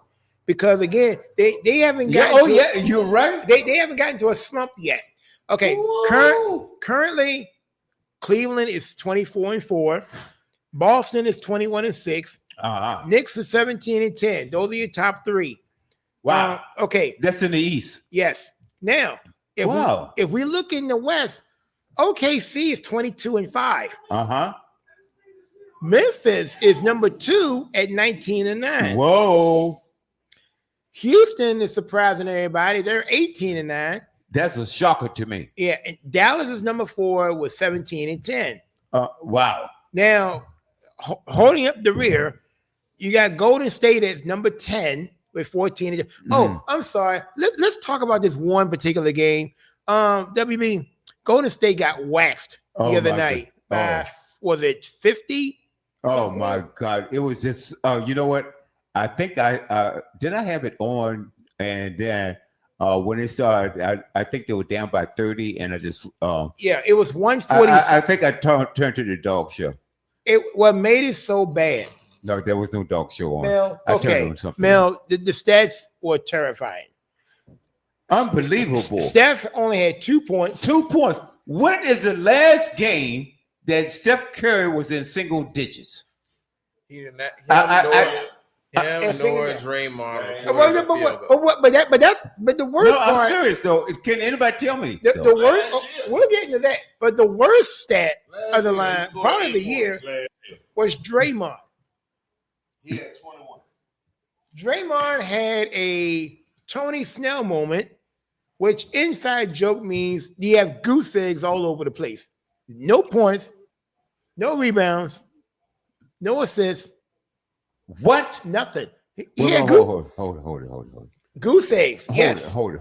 Okay. Hold it. Mhm. He was just there to pose for the Wait a minute, camera. hold it. Yeah. See, I'll tell you why I didn't watch that game. Like I said, I turned it on, and Golden State was just getting the snot beaten out of them, and so I said, I'm not watching this garbage, right?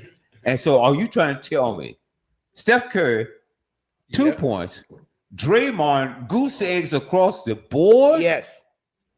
Well, how many minutes did he play? Okay. Like 2 minutes? Hold on. So the final score was 144-93. This is on Thursday night. So let's go. Draymond played 19 minutes. 19 minutes with nothing. 0 for 4 from the field. 0 for 1 for 3. No rebounds, no assists. We still haven't holding night. Why you got a date? No, I'm just. All right. Steph got 24 minutes. 0 for 7 from the field. 0 for 6 for 3. Hey, Roma, are you having a whole conversation while Yeah, three. Well, we're on here, sir. Well, you know, there's a door right there. You can carry that on the other side of the door. Okay. We have continue, Caleb. 3 rebounds, 1 assist. Now, also keep in mind, what's his name? Schroeder, he got traded to Golden State, by the way. Okay. Is that going to help? No. Let's stop right there. Okay. What do you guys think? I think it'll help him out. It takes a lot off for Curry. I think one of the problems they're having at this point is that I think Kuminga has not stepped up in the way they thought he was going to. He's gonna come off the bench now because that means you move Steph to the 2 and Buddy Hill to the 3. They missed Clay more than they thought they would, I think. Yeah. And they're Clay 14 is finally healthy, it looks like. But look at it. Now, to your point, Mark, Golden State is 10th in the conference, which means that the playoffs started now, they'll be in the play-in. They went from the top spot. They were 12-3 one time. Okay, so we're going from 12-3. So that means you were 2-9 at one point. 2-9 in that stretch. 12 or something. You said 12-3, right?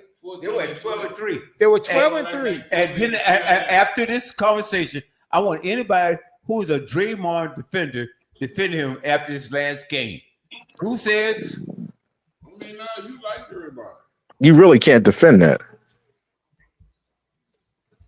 Nah, it was just a bad game all around. Even Draymond couldn't defend it. No, it's nothing you could. This is one of those things that you just have to burn that. You have to burn that tape. I mean, it was a 51-point, destruction. Something ain't right with that. So, but that's what I thought. Well, is it right that this game could be rigged? Hey, Roma, would you have a conversation with us instead of off air? I mean, what are you trying to do? Sabotage the show? Anything you have to say, say it in front of the microphone. Oh Lord! But no, man. But like I said, if that's 4 as the top records. Baltimore gonna win tonight. Okay.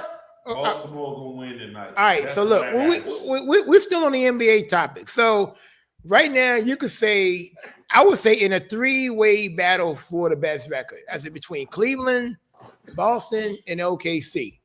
So those are the main ones to watch. You know what I'm saying? So OKC, they have a really good nucleus together. I mean, it's one of those things. They are very young. They are hungry. I think that they lost their centerpiece. Well, but you know what? They've done a damn good job in spite of. Now, last week we covered the fact that you really think that they gonna hold up? Well, until Chet Holmgren come back with Einstein. They've been doing good so far to this point. They only got 3 games in since he got injured. And what's that record been in those 3 games? It's well right now. One more. 2-1, I believe. They're still number one in the West for right now. So again, like I said, now again, it could be fool's gold because we still got the whole second half of the season. It definitely is. Wow. So okay, I don't think he's gonna hold up because he just as injury prone as Chet Holmgren. let me ask, okay, so you telling me they're gonna end up getting Draymond, Andrew Drummond from the grocery store. are you in the middle of the season. so you telling are you not putting stock in OKC? No, I'm not. Okay. Are you putting any stock in Cleveland? Nope. Are you putting stock in Boston? Yeah. Okay. All right. You know what? And you could be right. They are the defending champions. Well, that doesn't mean they're not the best right now. Okay. It's a whole second. This a whole. You know. This. You know what? To me because they are the defending champions. No, that's bullshit. Bull stuff. No, because the slate is clean. Has it Bush? You want to knock you? If you shut up, defending champ. If you shut up, I'll tell you. If I'm the defending champ, you want to knock me off my throne. All right, now that was last year though. All right, now we already had this conversation. Time out. Even if it was last year going into this year, all right, I'm still sitting high on my throne. But you ain't the best. I'm the champ. You know what? All right, I'm the champ. Now the hold champ on. is here. Now hold on to Romar's point. Sonya, time out. Can you talk to that fool? Hold on to Romar's okay. point. Now, if I remember correctly, Boston did beat Cleveland head to head the first time they played, right? In Boston, correct? Okay. All right. Now, so let's go by head to head. So, now I don't know how many games they played against each other, but I remember they beat Cleveland the first time. Okay. So from that tiny sample size, that bolsters Romar's argument. It does not, because you don't think so. It does I not. need your little bit of analytics in this. This is what I call this is what I call if the sample Bulls size. are We ain't talking no damn. championship We ain't last talking year, about no damn They are the Kevin Bennett. defending champ. So until you knock me off, I am the top of the food chain. Look. Oh Lord. Right or wrong? Oh, no, you wrong. Let me tell you why. Hell, If the season ended right now, who would be the champs? If the season ended right it now, won't be the OKC. It won't no, it will be won't Cleveland. It won't be the Memphis Grizzlies. It will be okay. We're gonna talk It about the won't Grizzlies be- too. It Okay, won't be right the now- Memphis- I you know what? I think it would still be Boston. Well, no. What I'm saying is, hold on. Based on the record right now, who is the number one team in the NBA? It don't matter. And now that's not based on my question. Who It does matter who because won- I asked the question, Romar. Who won it? Who? And that's Oh, ask who the defending you know what? champions are. The reason why you're talking It ain't- over me. it ain't the Cleveland- No. it ain't the The Cleveland reason why you're talking Cavaliers. over me because you know I'm right. No, you're My, not. my question is, who has the best record in the NBA right It now? doesn't matter. It does matter. The Cleveland Cavaliers. It's currently Cleveland. Hey, Cleveland. At the moment. So, okay. Let me finish. Who Let the me. NBA champions are? Good Lord. Since y'all can answer that one, so You quick. know what? He must. Didn't we answer this he must- already? He must be a Just like Republican. you said about the He Pickles. must. Roma Yeah. must be a Republican. Okay, but Didn't we anyway, go through this already? no. The point that I'm getting at. No, can I finish? Ladies and gentlemen, let me finish. My question was, if the season ended right now, and it's based on the best record, who would be the champion? And the champion will be Cleveland. Yeah, but but you just going off the record. That's what I base it on, Mark. Okay. This is my game. This is my game, and those were the rules. You guys heard what I said. I said it's ended right now. Okay, it's season based right now, and you base it on the best record. Who would be the champion? It would be Cleveland. Well, that's my point. That is my point. So Here's the problem I got with Cleveland, though. William. Hold on, Mark. You can jump right in. Romar, I'm talking. Okay. Romar was saying that Boston is the best because they won last year. And I said, that is baloney. You're not the best team this year based on the record. You can't tell me. I can tell you anything I want to tell you. I done already told you. Are you listening? You can't tell me I'm not the champion until you beat me. You were the champion last year. Boston is. That's what I said. But you said we're in a new year. Season, Boston is still the champion. Was somebody tell you beat me? Can somebody tell me that we have moved on to another year? Will somebody please but let going me into know? This year, who is the champion? We already know who the champ was. They're defending champs. The defending champ. What makes them? I'm glad I got If I'm the defending champ, then you were the defending champ. That makes me? That makes you. Until I lose. No, that makes you the defending champ. That doesn't mean right? That's not. No. Oh my God. No. Kansas somebody else besides them win a Super Bowl. Kansas City is the best team right now because of their record. No. Until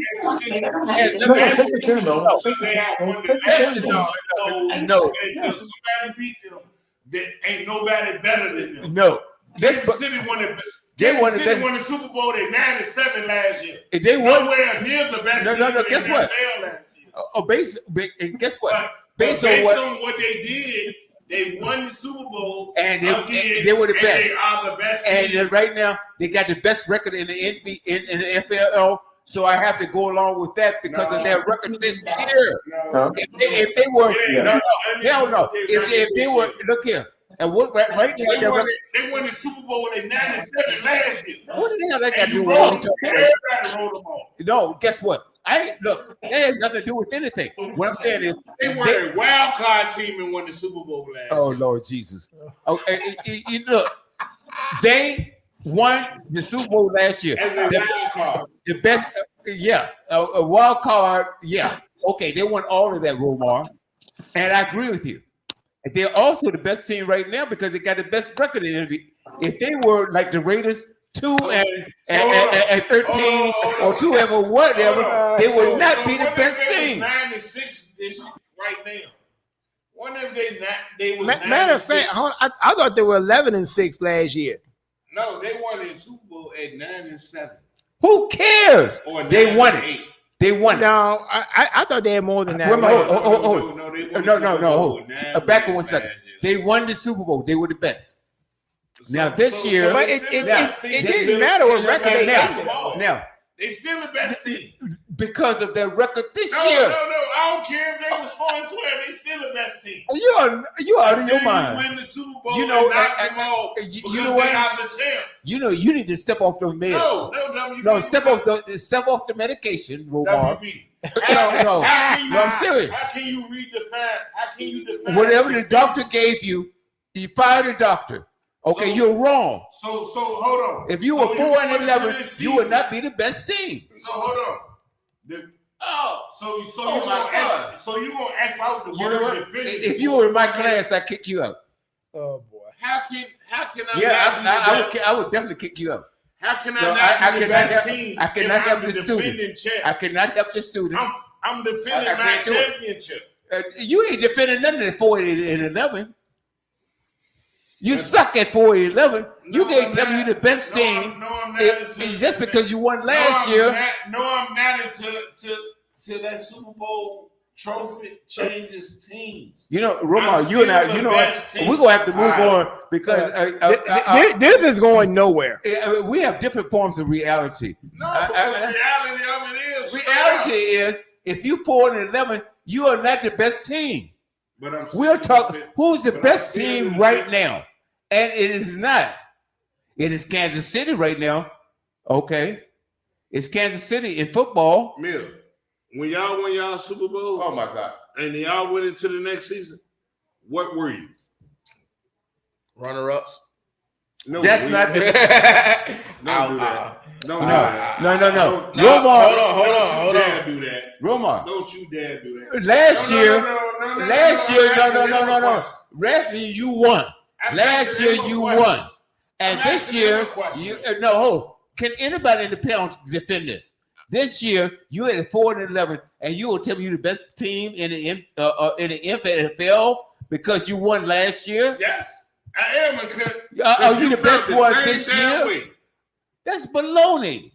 That makes absolutely no sense at all. Even if you would, Okay. if you won the Okay. the year that Any y'all of you won the guys, Super Bowl, any of you guys, if the next year y'all won if y'all went 1-15 or 1-16, what were you before the next team won the that's Super Bowl? before. The best team I'm talking about now. in the NFL. I'm Right? talking about right now. We're talking the best team in the NFL right now. This year, You Romar. are the defending champs.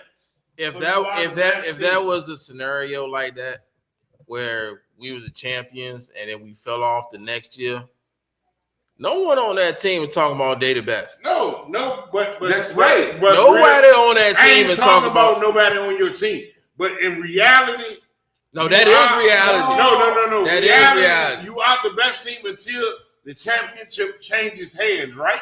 Right or wrong? Don't do it because you see it in wrestling and everything else. Yeah, that's in wrestling. 1-15, you ain't gonna get a chance. In wrestling and in combat sports, okay, because they still hold their belt until they lose. In basketball and football, you're losing.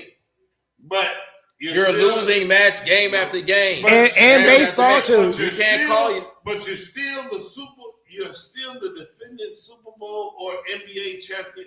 Yes, you still have that title, Until you lose that but title. no one is calling you the best. I'm You're not calling. worried.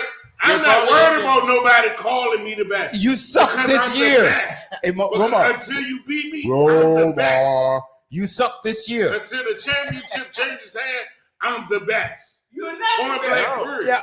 How the hell you gonna be the best? How? Because I got the Super How you Bowl. gonna be the best I when you got the suck in trophy. mud? Or I got the Super You can't call yourself the best when you're losing. That's it. But You can't call yourself the best when you're losing. Yeah, you said but it's like, but I still got the crown. I still got the title until somebody that throws until the play. Hey, Caleb. Hold on. This time, you know, you and I you gotta agree. beat me to be the best. No, Caleb. In No, combat- I'm trying to figure out. sports, No. What you trying to do? Oh, we had You a trying to comment. straddle the fence. I'm not sure. Oh, Mika said Caleb. half. I hear this a lot. No. That For was some reason, loud, you got to though. get back on Romar's side for something. Hold I don't on. know what he owes you or what you owe him. I don't owe him You know nothing. good and well. Romar, if you won at 15, how you gonna call yourself the best even though you won last year? How you gonna do that? Because you still Ain't no got, because. you still gotta dethrone me. You still gotta dethrone me. Guess what? I ain't got it because you ain't getting in. This No year- matter. Hey guys, Oh, yes, All right, we about to run out of yeah, time. we out of time. We out of It's time. Man. 6:30. We've been sitting there arguing for the last hour about this. Yeah, can we wrap this thing up? Oh man, Hey, that's what happened. Hey, this happens when we go off the rails. Anything goes. We started off. I told you it's a special Christmas edition. Oh, of course. Of the And Studio everybody's Business arguing about Sports something. Page. And That's I'm right. not gonna. And Romar is wrong again. No, you wrong. And everybody's fussing at something. But actually, this is rare form. This happens at every family function, so I don't know why. I don't. If Yeah, you're it's no surprised, surprise. Everybody's if you're arguing about shocked, something. If you What? at anything, Anything and everything goes around here. everything goes. Hey, I love you guys. This has been the Studio Daily Sports Page brought to you by J&J. I'd like to thank my boxing guru, Mr. Mark Dames, for joining us. We got one more show before the year's out. We're gonna try to make that one a little bit bigger than this one. Oh Lord. Yeah, we might be off the rails again because Oh man. more college football action. We got to start getting into this college basketball. We touched on it a little bit. Not a But we're gonna get Wait, just fellas, just a heads up. The fight over. It went the distance. Oh, it did. I Who told won? you. They get ready to announce who won now. Oh, okay. Wait. So in your opinion, who won the fight? Usyk, but we'll see what the judge say. Oh Lord. So we've been on air the entire time this fight went on and went the distance. Yep. You gotta be kidding me. Look at what. Yes, it went the distance, and we the whole time. The whole time, and Mark's sitting there chilling, watching the fight while we arguing. The whole time y'all was arguing, the fight was The fight was on the whole time we arguing. You tell me y'all was over here lip boxing while a boxing match was going on. We're sitting there, the boxing match is going on. Mark's sitting there chilling. They about to announce the winner now. But Mark believes is you, Chad. Oh, and I'm gonna tell you what. See, again, another one of those things that and Mark called it. He was going to go the distance too. Y'all doing all this lip boxing and real boxing match went on, and that's hard to say in 2024 because we ain't seen a lot of real. Yep, Usyk won it by unanimous decision. I told you. Oh man, yeah. See, again, ladies and gentlemen, breaking news. Yeah, but you want to know something? The scoring was way off. Who won? They gave it all three, said 116, 112. I thought he won by, I thought it was 115, 114. I'm going to be honest. So it ain't by much. Well, but either way, once again, see, that would have been the one time I would have been skeptical. But again, it goes to show you whatever Mark says, go with it because, again, that is your best bet. And once again, Vegas hits gold once more. Yeah, guys, thank y'all for joining. Thank you for the boxing update. It has been the Studio W page brought to you by J&J. And always, I see y'all in church tomorrow. Yep, there you go.